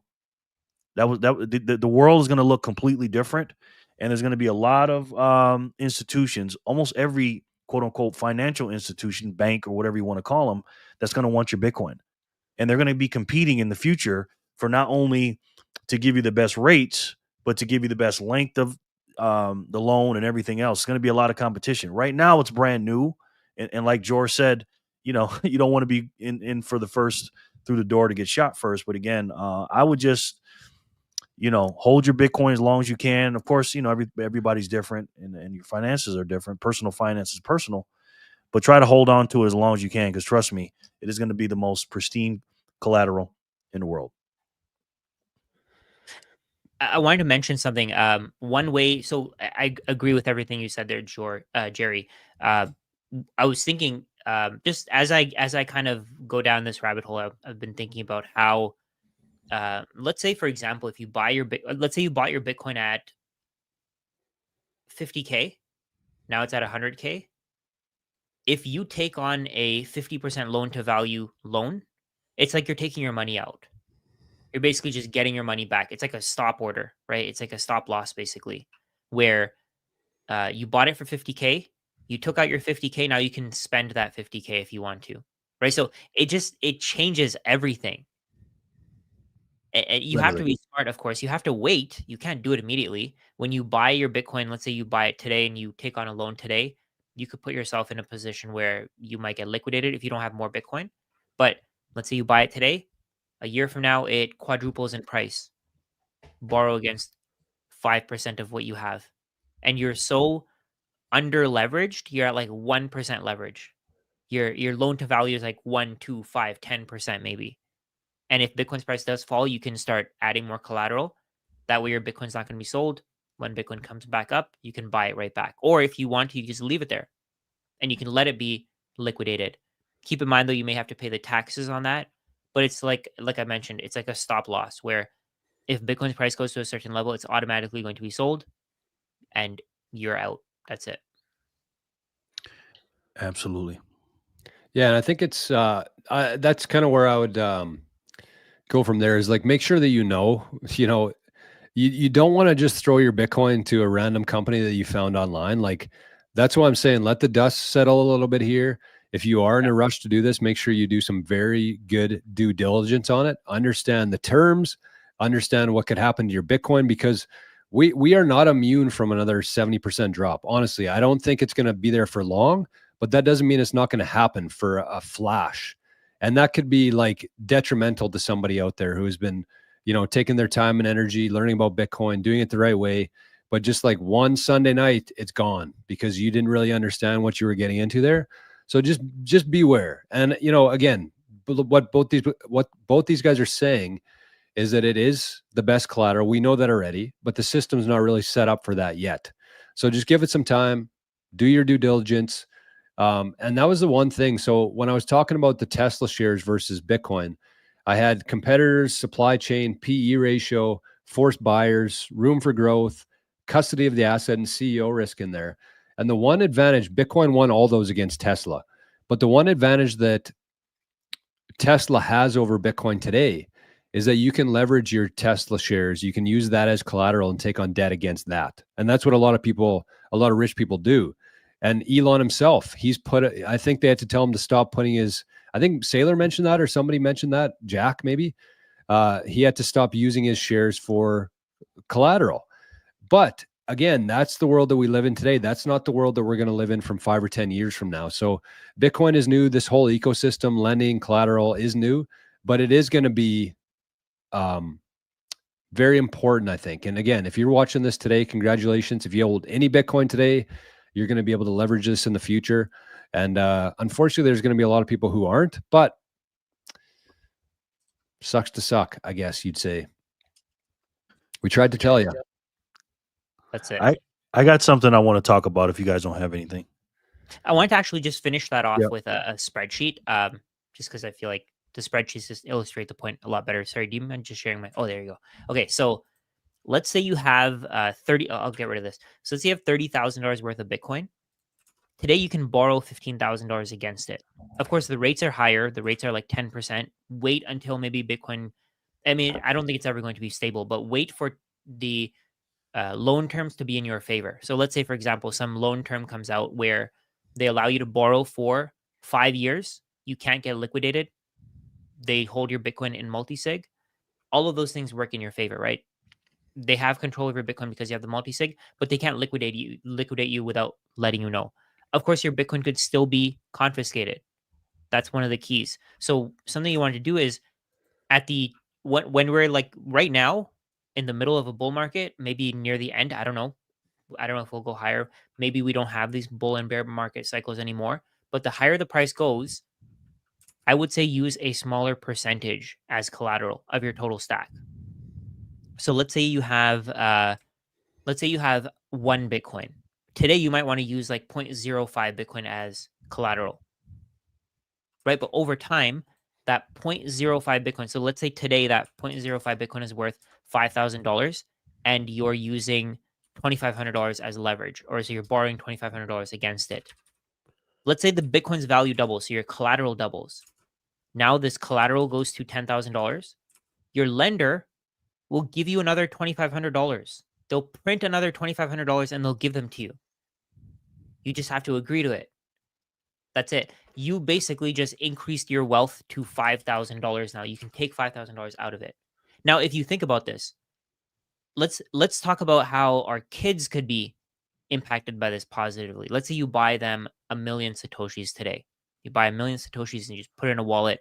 And when your kid turns 18, you give them that 0.01 Bitcoin, million Satoshis. So today, maybe that 0.01 Bitcoin is worth $1,000. But let's say 20 years from now, it's worth, let's say Bitcoin actually goes to $10 million and that Bitcoin is now worth $100,000. So your kid can go and borrow $50,000 against that Bitcoin, 50 grand.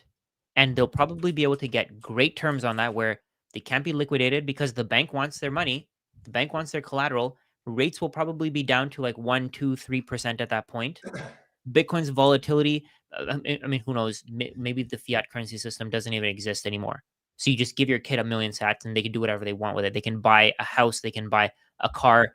At that point, if the fiat currency financial system collapses, Bitcoin is going to buy you everything, right? You'll be able to buy anything with it. So if you can buy them that 1,000,000 Satoshis, then either number one, they can go and borrow against it if fiat still exists, or number two, they can use it to buy the things they want to. So you're basically solving the housing crisis for your kid by buying a small amount of Bitcoin. I think at that point, it'll be worth more than 100K though.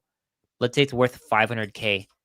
They can go and start a business with $250,000. And who knows, maybe that business is massive. Maybe it turns into something where now they can change the lives of the people around them. Maybe they build generational wealth just because you bought $1,000 worth of Bitcoin.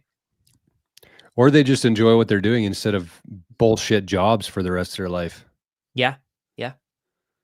I think that's one thing that Bitcoin's going to do is everybody's worried about AI and robotics and stuff. It's going to free up so much time for people to do things that we're actually put on this earth to do that we're not today. We're not doing because we're just like in a hamster wheel, chasing the melting ice cube that is fiat. That's a great example, Rajat. I think that, do you got anything else to add to that, or can I expand on it a little bit? I'm good. Okay. So kind of my thoughts on this. This is my prediction for sometime in the next, I don't know. I don't want to put a time frame on it. In the future though, I really think that if you want to get a mortgage, I think you're going to have to buy some Bitcoin as part of the mortgage. And the reason I say it is because they already have products like this available in the US for you to refinance your house, buy Bitcoin, put some improvements into your house, some capital improvements, make your house a little bit more valuable. But the nice thing from the bank's perspective there is that if you were to miss a loan payment somewhere along the way, they don't have to sell half the house or a room in the house or, worry about finding a buyer locally. They can just sell some of your Bitcoin that's attached to that mortgage.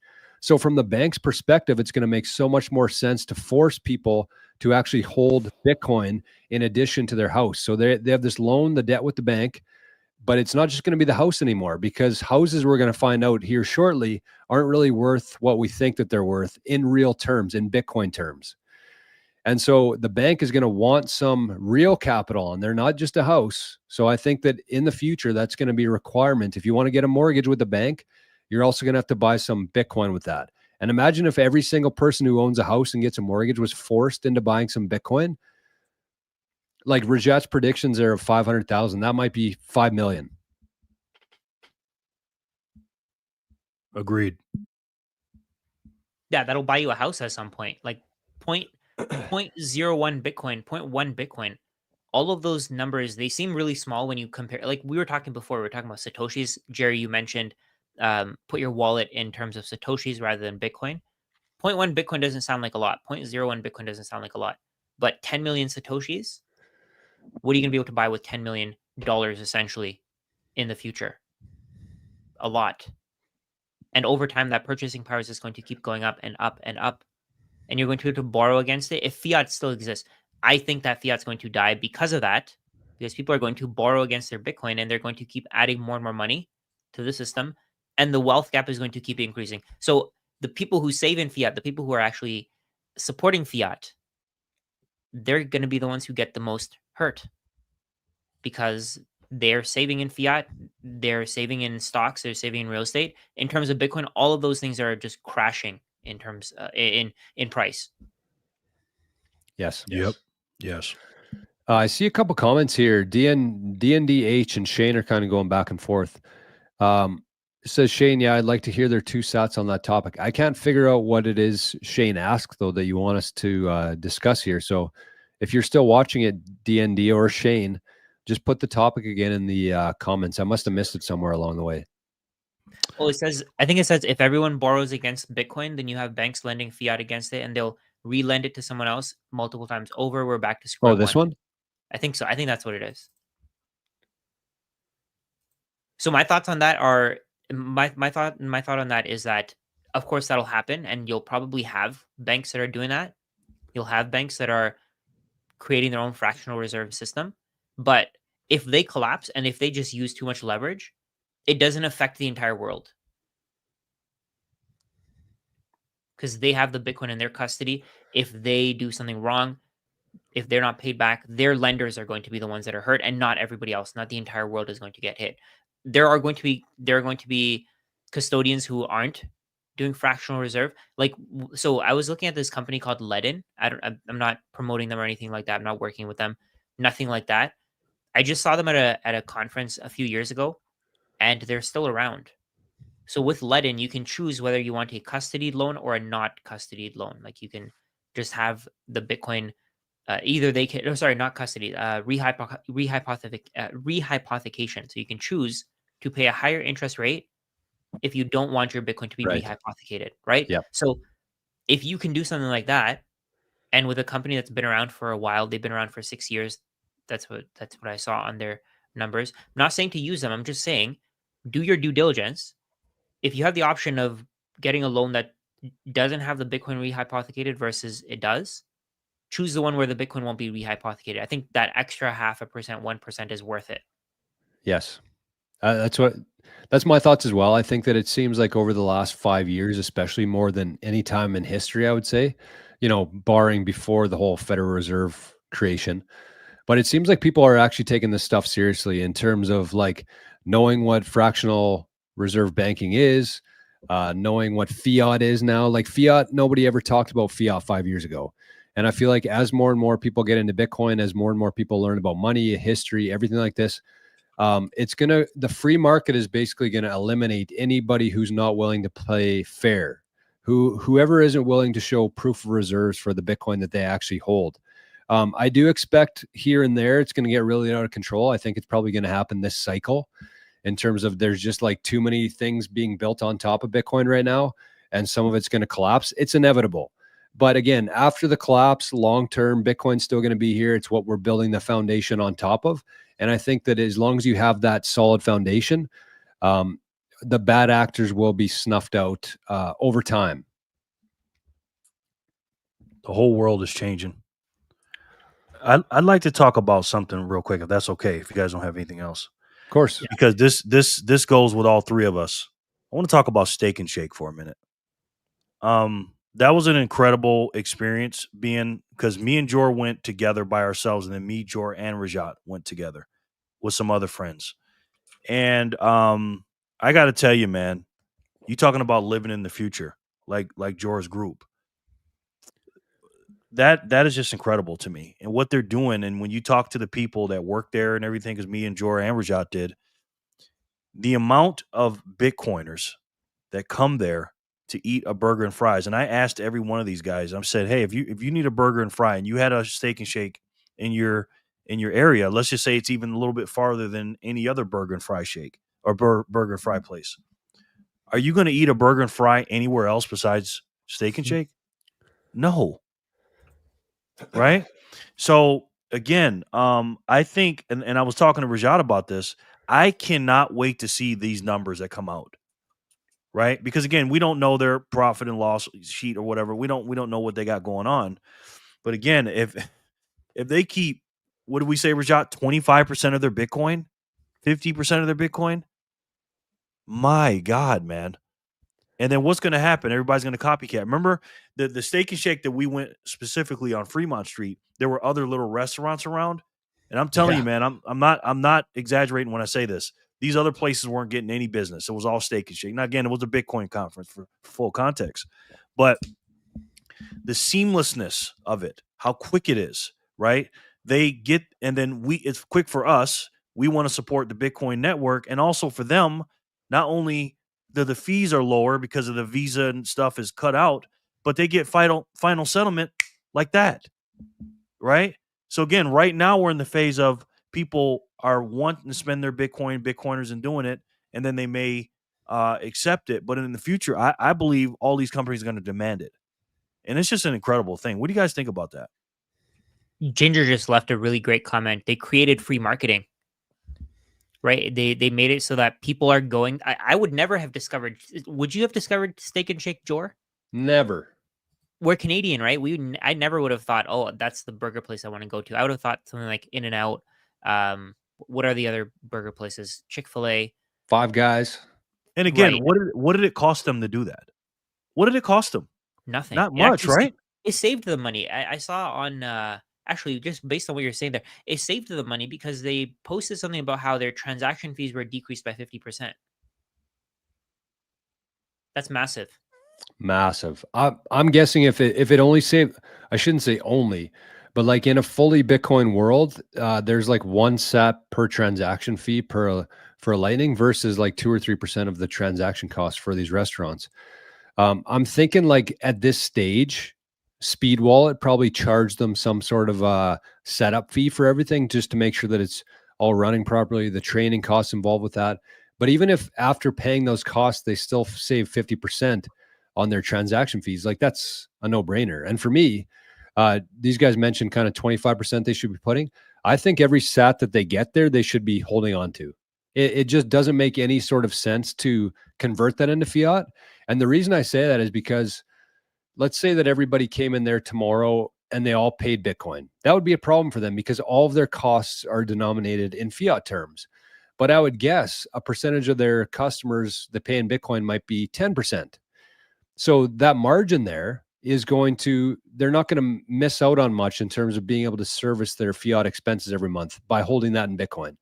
And as that number goes up from 5% of their transactions in Bitcoin to 10% of their transactions in Bitcoin and above, that Bitcoin that they've been holding in the background, they can start selling some of that if they need to. If they need to cover those costs in the future, that increase in the sats that they've been holding is going to have increased so significantly that if they ever had to, they could start converting that into fiat and paying their bills and their food costs and wages that way.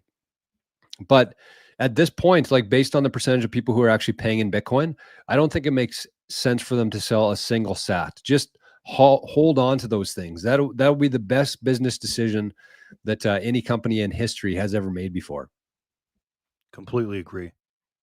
But I was trying to be a little, with the 25 realistic, yeah, because you don't know what they're in. Again, if I were them, and we're being nice saying 5 and 10%. If they take all of their sales, obviously it's probably a really, really minuscule small percent. Because again, we're coming from our point of view, Bitcoiners, we're a small percentage of the planet. So if they have 300 million customers or whatever they said they have, again, if it's 0.02% of Bitcoin, again, keep it all, man. Just keep it all, and just that strategic Steak and Shake reserve or whatever they're going to call it is going to be massive in the future. Like again, we were talking about this too, Rajan. We're at the table when we're eating. Like, how many Satoshis or Bitcoin did these guys make in the last week, 2 weeks, 3 weeks, whatever? I cannot wait to see that. I can't wait to see that number. Yeah, probably at least. I mean, I would be surprised if they're getting less than like 100 Bitcoin. Maybe 100 Bitcoin a day is too much. Yeah, that'd be a lot. 10 Bitcoin a day. I don't know. Maybe less. That'd be a really interesting experiment to do because you'd have to figure out how many restaurants they have, how many are actually accepting Bitcoin, because they gave a big speech saying that all restaurants accept Bitcoin. We went to one in Vegas where they weren't even accepting it there. So I think you'd have to know how many restaurants are actually accepting Bitcoin, and then probably take a percentage of that and then times it by the dollar amount, blah blah blah. It would be interesting though. That'd be a cool thing to figure out. And real quick, guys, for you guys that's listening, if you have not been to Steak and Shake, and you're one of those people that just say, "Oh, I don't want to go," or I don't want to spend my Bitcoin," spend and replace. Go, and I'm not saying go out of your way to spend money. I'm not telling you how to spend your money or anything like that. What I'm saying is, in your monthly budget that you have to eat out, if you have one, and you want to go get a burger and fries, don't go anywhere else but Steak and Shake. Take your $20, $30, or whatever that you're going to spend anyways at McDonald's or wherever. Go to Steak and Shake. Beef tallow French fries, steak burgers, right? Which was really good, guys, right? Actually, surprisingly good. Yeah. Rajat liked it. I thought it was great. Right. Get the double bacon cheeseburger. That's what I got. Four. Delicious. Number 4. The number 4. Number 4. I don't know if it's like that on every market, but go out there, and as soon as I'm telling you, and if you have a speed wallet, use your speed wallet, because I didn't know this till a few days ago. You get 1,000 sats back when you use your speed wallet with Steak and Shake. Wow. So you get your 1,000 sats back. As soon as you spend it, you replace it with the dollars you're going to spend anyways, and help, the ecosystem. Because again, if we want this thing to be real money and we want it to be the future, us as Bitcoiners, we can't hold all of our stuff. We keep 99.9%, 97, whatever in our cold storage. Keep some on your Lightning and spend and replace. It's incredible, man. Yes, 100%. JBaby says it would suck for Bitcoin if they pulled the plug on it. Well, here's my thoughts on that, and I want to hear what you guys think too. But my thoughts is like, they're all in on this. It seems they're the first ones to do it. They didn't do it at one. They didn't pussyfoot into it. They did it at the majority of their locations. Their CEO spoke at the Bitcoin conference. They're not going in reverse now, I don't think. And I think that historically there's been a lot of businesses who started accepting Bitcoin, and two things happened. Number one, this was before Lightning is what it is today. Like, people used to have to use on-chain payments, and they'd have to wait at the store or go zero confirmation and just trust the fact that it would go through. Like that would never scale. That would never work in any world at scale. The second point, though, is that they actually had to train their employees to use it, which means that if some Bitcoiner came in May and bought a product or a burger or whatever with Bitcoin, and then nobody else came in for another 2 months, then they had to retrain their employees over and over again. And it just didn't really make economical sense to do that. But now it seems like ShakePay, and they'll be the first of many to do this, they've automated it for the most part. They have the kiosks. You don't have to retrain kiosks. You just type in your order, you pay with Lightning.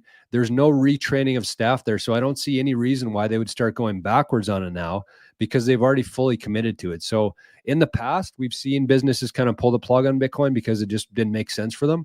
But I think that we're at a different point now. Yes. Did you guys see my response on what plug he was talking about?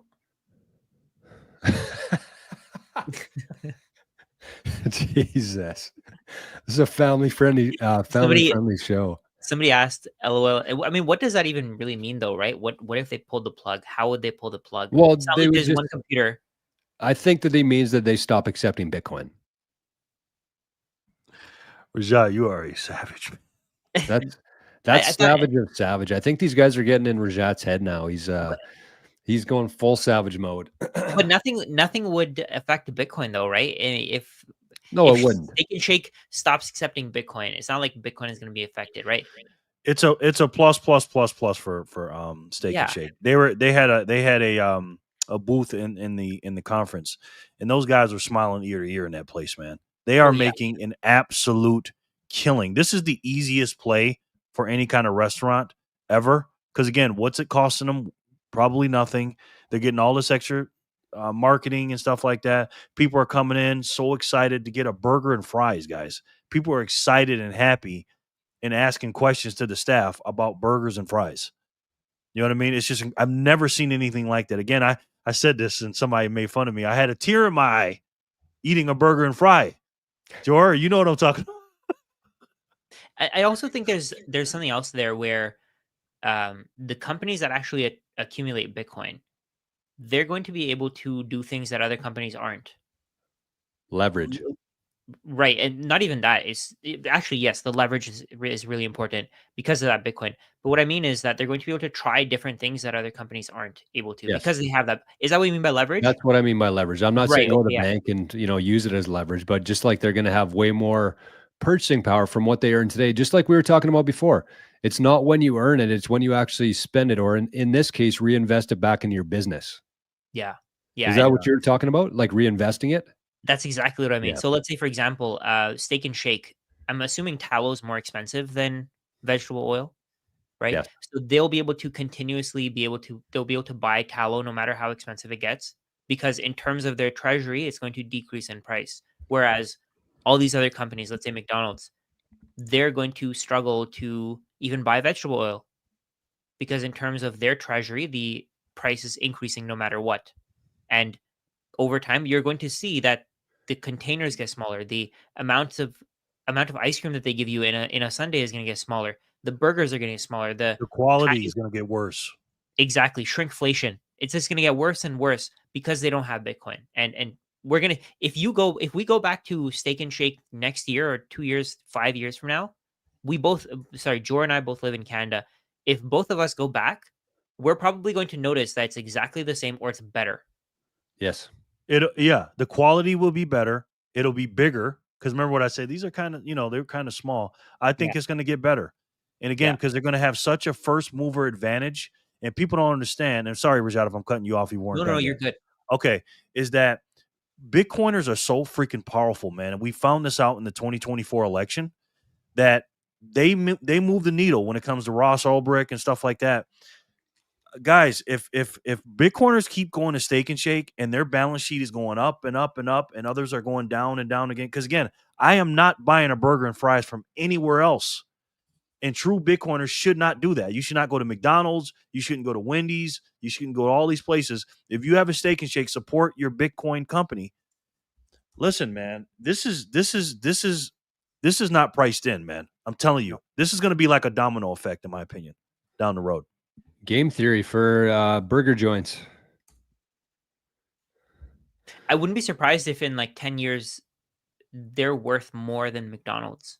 That Well, would be you're out. crazy. You nailed it, Rajat. Like you nailed it there. That's exactly what's going to happen, and that's what we've seen happen for the last 20 years. Is these companies like McDonald's, as big as they are, as well recognized as they are, they can't even keep up with the money printer. Their quality is going down. Why do you think canola oil and veggie oil has become so prominent within our society? It's because it's cheaper. They don't have to raise the price if they can get cheaper input costs. That's the whole game here.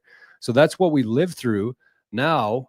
We're going to a different world, and Steak and Shake I think is going to be at the forefront of that, but it's going to affect everybody. It's going to affect the quality of the houses that are being built. The companies that actually adopt Bitcoin first are going to be the ones who can put quality products back into houses. Healthcare, any industry who has Bitcoin is going to be able to improve quality.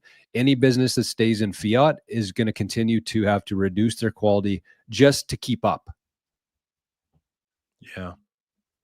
Yeah. Okay, so here's the deal, boys. Jerry's got a show in 20 minutes. We should try to keep this about 20 minutes. I'm sure Jerry doesn't mind going a little bit late on here, putting words in your mouth there. But It's fine. so It's fine. okay. So let's I want to give a couple shout outs here. We had 1,000 sat zap from somebody. We had an 808 sat zap from somebody, 71 and 300. So thank you, everybody. We do appreciate it. Sats of any amount. That QR code right beside Jerry's head there, it makes a big difference for us. It truly, truly does, because you know that we are keeping our reserve, the quality of our production, the quality of our lives are going to improve because we are storing our time and energy in Bitcoin. So thank you for those donations there to support the channel here. It means a lot. So I do want to get to a couple questions though. So let's try to keep this in the next 15, 20 minutes. We'll answer some questions here and then we'll hit the road.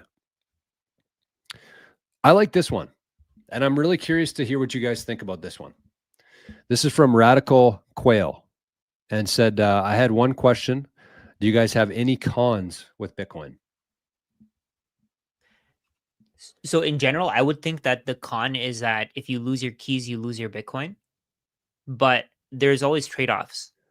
You can choose to keep your Bitcoin with an exchange. You can diversify your holdings. So that's not really a con. Um, if you want to save for the long term, there's I mean, there's going to be the volatility in the short term, but you have to save. I guess maybe that's the con. You can't save for the short term with Bitcoin. Ooh, that's a good point, Rajat. So are you saying like because of the volatility, because at any day you could see a 50, 60% drop that you Yeah. can't really go all in on Bitcoin all the time?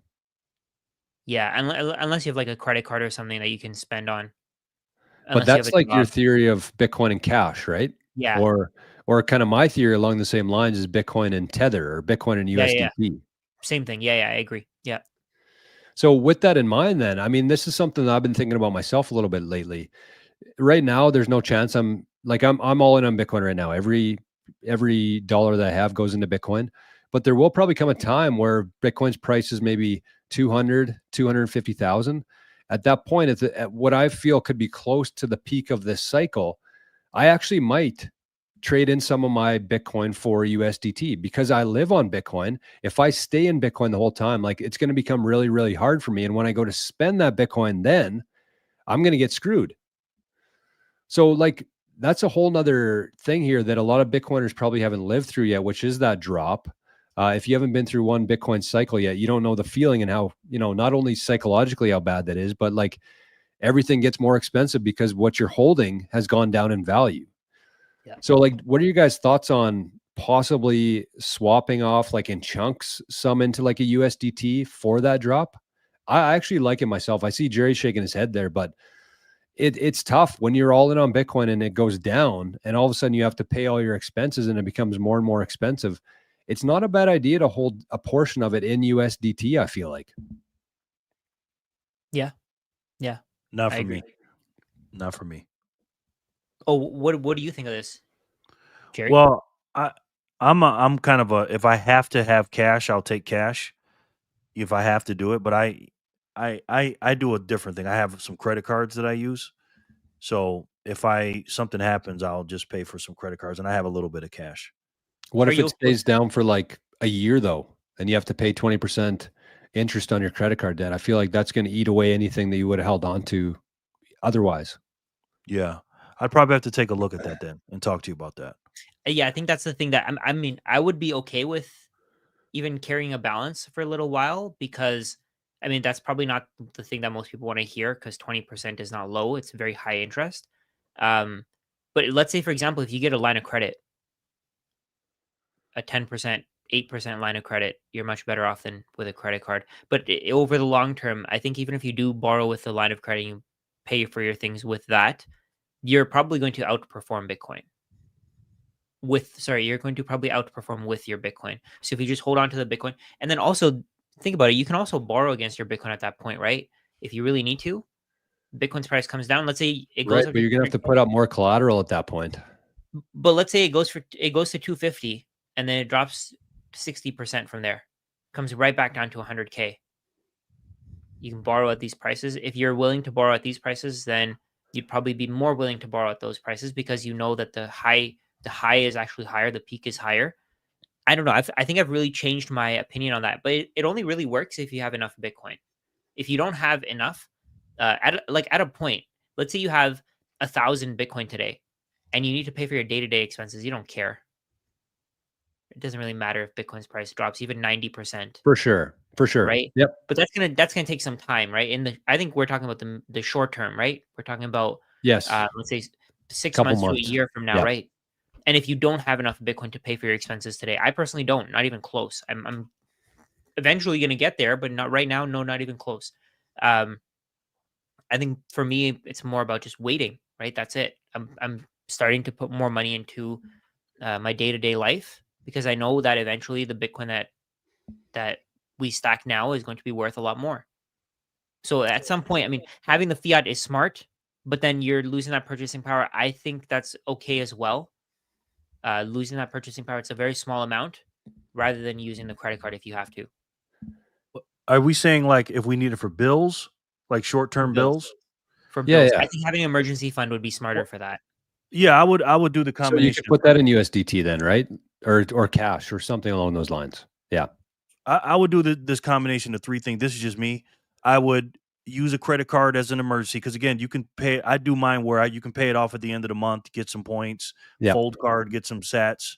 Also, having some cash in the reserves, like having a few months of bills. And again, I know it's tough as a Bitcoiner to have. They used to say 18 to 24 months.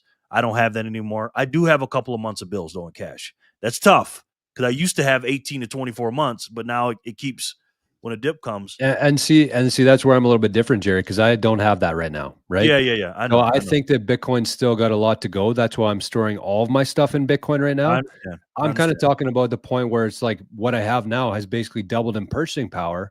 So even then, if I sell some for USDT, like I've made off pretty good on that trade. Yeah. And then you'd have to tell me about that offline. And the third step is if that's the case, I would just have to buy and lower my buys for the month and just pay the bills.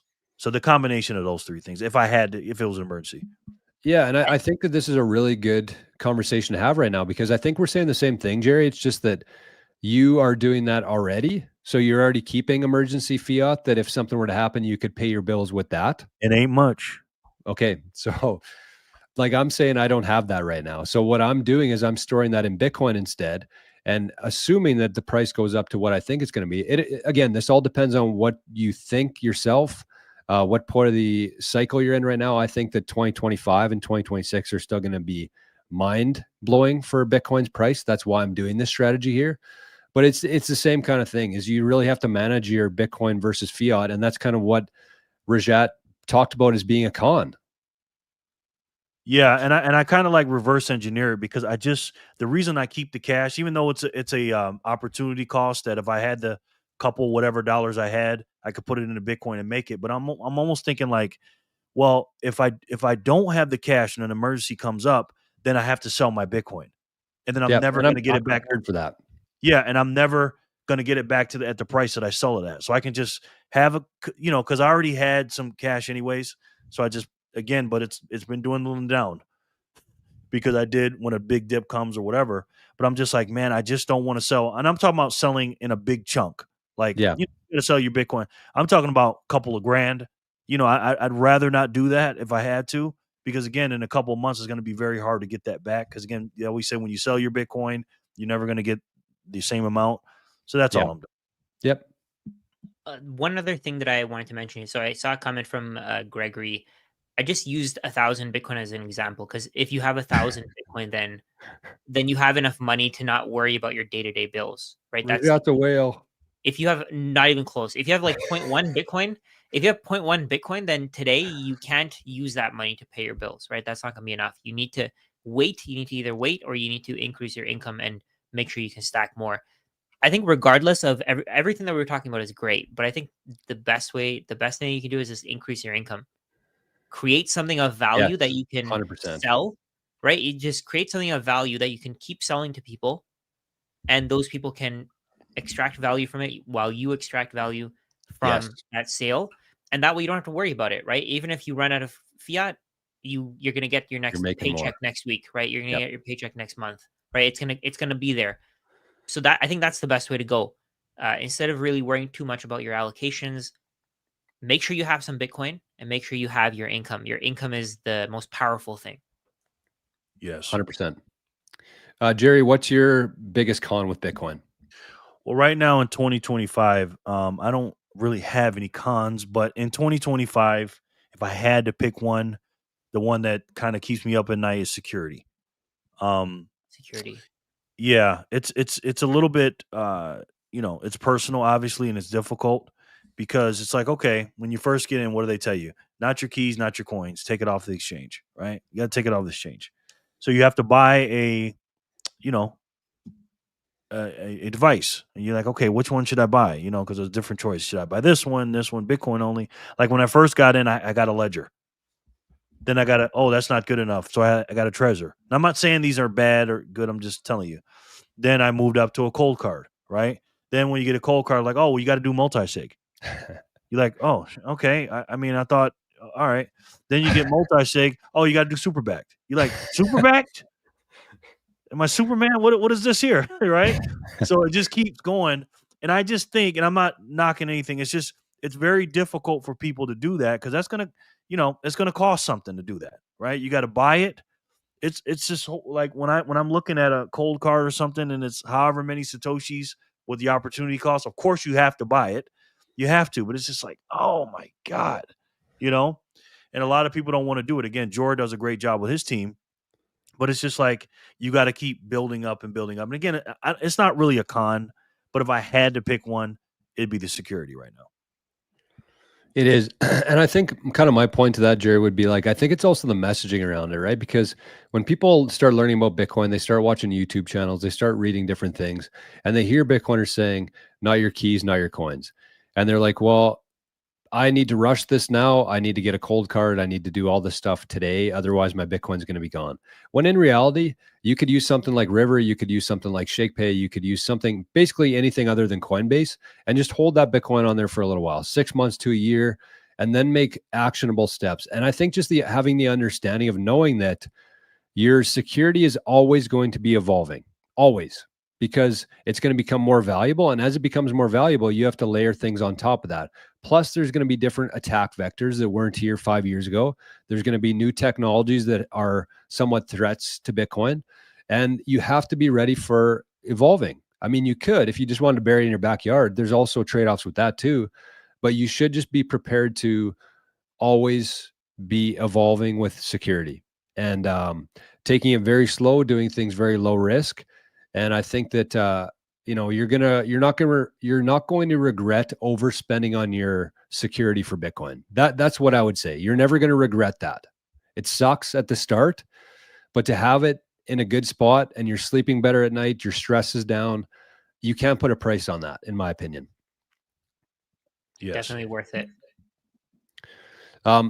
Both good answers, boys. I think my biggest con in Bitcoin, and this is something I wouldn't say I think a lot about, but I'm always questioning things. I'm always questioning, should I be doing this? Is this the right thing? Is there any holes in Bitcoin? So this is something I'm fairly familiar with myself. But like for me, the biggest con that I have is that even though I've spent, say, 5 years, 10 hours a day in Bitcoin, I still feel like, we talked about it before. Like, am I getting rugged here? Is this just like the greatest psyop of all time? But the reason for that is because I haven't verified the code myself. There's all these different things that are open source and verifiable code, and I can't do that myself. And so for somebody like me who's not technical like that, I have to lean on a couple different things. One of those things would be body language. One of those things would be tone of voice. And one of those things would be their logic, their common sense. How do they think through things? And so that's pretty much what I have to rely on when I'm finding people within Bitcoin that I can trust. And then that kind of leads me down different roads of other trust. But I don't like the fact that I'm not competent enough to know if this thing is exactly what I think it is, if it's as robust as I think it is. I know that there's people who have reviewed it. I've just never talked to them in person before. So that's the kind of scary thing for me. It's a very small concern, but it's still something that it's like, just because I can't verify it myself, it is something that I think is a con for me. Nice. Do you guys think about that at all, or no? How do you approach that? No, but No? something to akin to that. No, because something to akin to that. I'm not saying you shouldn't, but something akin to that is the little storage space wars right now. That is kind of a con with the with the spam on the blockchain or whatever. With the stuff with the Start Nine boys, not the Start Nine, the Bitcoin Core stuff. Right. I mean, I guess that's kind of a con or whatever because again, they're trying to do this and that. So that's the kind of stuff I kind of worry about a little bit. That's fair. So sorry, Jor, was yours that you can't trust the people that are within Bitcoin? Is that like similar to what can you just give No, like my thing is like I'm putting all of my life's energy into this Bitcoin thing, and I'm basically relying on other people telling me that this thing is secure, fully secure. right? Oh, because is it because I mean I don't have a coding background or anything like a computer science background or anything. Is it because of that? That's what I mean. Right. Okay. Yeah. Do you ever think about that, Rajat? I've never looked at it that way. I do, but the way that I see it, as I think it's widespread enough, and there are probably enough good actors in this space that if something did come up like that, they would probably say, right, like let's say for example, we have our Bitcoin on our wallets. I can't read the code, but in the time that I've had my Bitcoin in the wallet, it hasn't disappeared. Right? I mean, who knows? Maybe that'll happen in 20 years, but by then maybe there'll be better wallets and there'll be more people looking at it. They'll have their eyeballs on the code on the network, and they'll know whether something crazy is going on. Right. And I think that would be public immediately. Like with Ledger, right? People accuse them of scamming people all the time. I agree. And that's why it's just such a small concern for me. But it's still just the fact that I don't know enough to know like how this whole thing works. Like I have a Yeah. pretty good understanding of it, but like I don't read code, so I don't know Right. exactly how secure and robust this network really is. So I completely agree with both you guys there, Rajat, especially. It's like, yes, there's very intelligent people in here, and that's kind of what I was alluding to in terms of like reading people and hearing what they say, because there are people obviously who have reviewed this thing. And so when I look at them, I listen for their tone, their body language, their logic on things, and that's kind of my gauge on whether this thing is I can trust this person or not. But yeah, I want to end with this one because sorry, Jared, do you have something to say there? Yeah, just real quick. When I first got in, I was like you, Jordan, not to the extent that you're saying it, but a little different. I was always taught if something's too good to be true, it's not true. And so I was just looking and looking and Yes. looking. And I'm just like, what the, like, trying to find the holes in it. Like, this thing is, I don't want to say perfect, but it's like, what is wrong? Like, there's nothing wrong. So that was a con for me for a long time, and it stopped me from putting all my precious metals and all my money into it. Not anymore, though. And so maybe that's like a con in itself is it takes so much time for somebody to get to that understanding where they have the conviction to allocate more into it. And by the time they get there, they've missed out on a lot of life-changing sats. Okay, so I want to ask one more question here. It's from Patricio. So I'm going to give you guys a couple seconds to think about this. But I want to give a couple shout outs here. So we had a 3,000 sat zap from a beautiful soul out there in the world. Somebody sent in 3,000 sats, 300, 555 from the Purple Trader. So they sent a little message there. So thank you, Purple Trader. And 1111, the Live Free zap, 1,111 sats. So again, we're kind of winding down the show here. We got one more question to answer. And if you do feel like sending any sats into the channel, you can send it to the QR code beside Jerry's head or type it in Maple Bitcoin at coinos.io. So unfortunately, we couldn't get to all the comments today. There's just way too many. And again, if you want to prioritize just like the mempool, you can send a zap, you can send a super chat. That'll guarantee that we address it. But other than that, I mean, we're doing this out of the goodness of our hearts, and we unfortunately can't be here for 5 hours to address all the questions here. So what do you guys think about this? Because we are all YouTubers. We're all have our own channels here. What do you guys think about this? Patricio says, I'm a Mexican living in Toronto. I've been learning a lot about Bitcoin. I want to create my channel in Spanish to help my country understand Bitcoin the way you do. Any tips? I made an entire video on this on my channel. If you want to go look, I think it's called something like the easiest way to make money on the internet or something like that. If you just look through my videos, you'll find it. But I mean, it's all about consistency, at least in my opinion. In the beginning, you're gonna suck, right? If you haven't made videos yet, you're gonna be terrible. If you go back to my first few videos, they are so bad. Like they're so bad. I cringe watching them. But now I feel like I've gotten better. Of course, there's a lot of room to improve, but over time, it's just consistency, right? In the beginning, the number of reps that you put in is what's going to show you your results. So if you put in 1 rep a month, you're probably not going to do very well. But if you make a video every single day or a video every couple of days, every 3-4 days, you're going to learn a lot quicker, and you're going to be able to reach out to an audience. And you're going to be able to build an audience much sooner. But if you keep putting it off, you keep thinking about, oh, how do I start? It's like just the theory versus application. If you don't apply it, no matter what you learn theory wise is going to make a difference. Well said, sir. Yeah, I definitely think you should do it. Do it sooner than later. We Yeah. need more people out here doing it. What I suggest is this: don't look at it as like a YouTube channel. It is a YouTube channel, obviously, but the first thing you want to do is you want to figure out who your audience is and who you're talking to, and also, again, that's tough to do sometimes. But what you want to do, and this is what I try to do, anyways. Like whatever you're good at, your God given talents or gifts, use those, right? So, we're sitting in front of a camera and we're talking and stuff, and all three of us are pretty good talkers, and we know about finance and stuff like that. I have a finance background too, so we can do those things. But if you're not one of those people that talking comes easy to, then show people what you do. Again, it's not about being the best at what you do, it's about doing what you do best, right? That's what it's about. So when you're out here doing what you're doing best, meaning going to your job or your business or whatever you're doing, show them how Bitcoin has changed your life. Show them what you do out here just as a regular person, how you're trying to earn more, working extra, working your side jobs or whatever, and then how you learned about Bitcoin in the process, right? But go out and do what's natural to you. Don't try to step out and be somebody that you're not, and you don't have to be the best.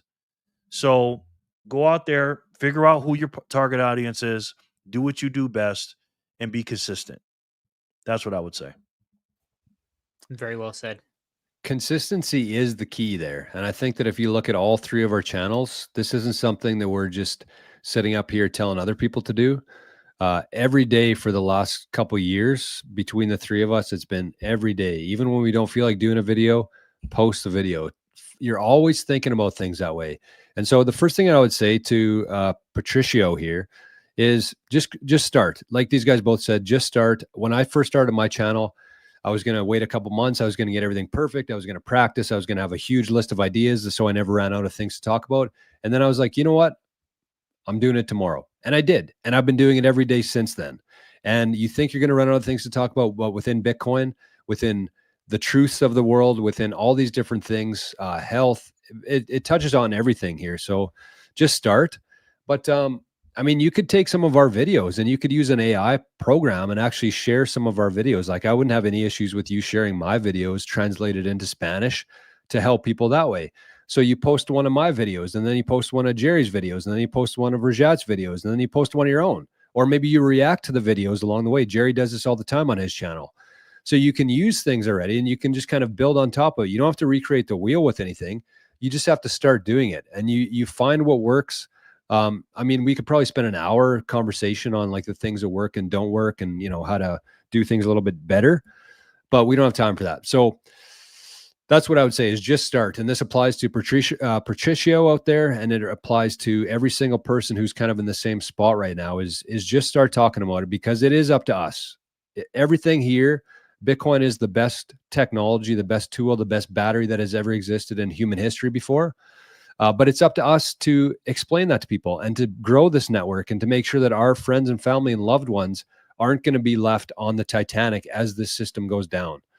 So do not sleep on this. Do not hoard your Bitcoin. Make sure you're spending your sats wherever possible. Spend or replace. Teach as many people. Talk about this stuff, because this thing isn't going to work if we're very secretive and private and worried about it. This thing has to become mainstream, because the system that we have, as Jerry likes to say, is broken. The can has been kicked down the road for too long now, and it's time for a new system, and that system is Bitcoin. So thank you, everybody, for being here.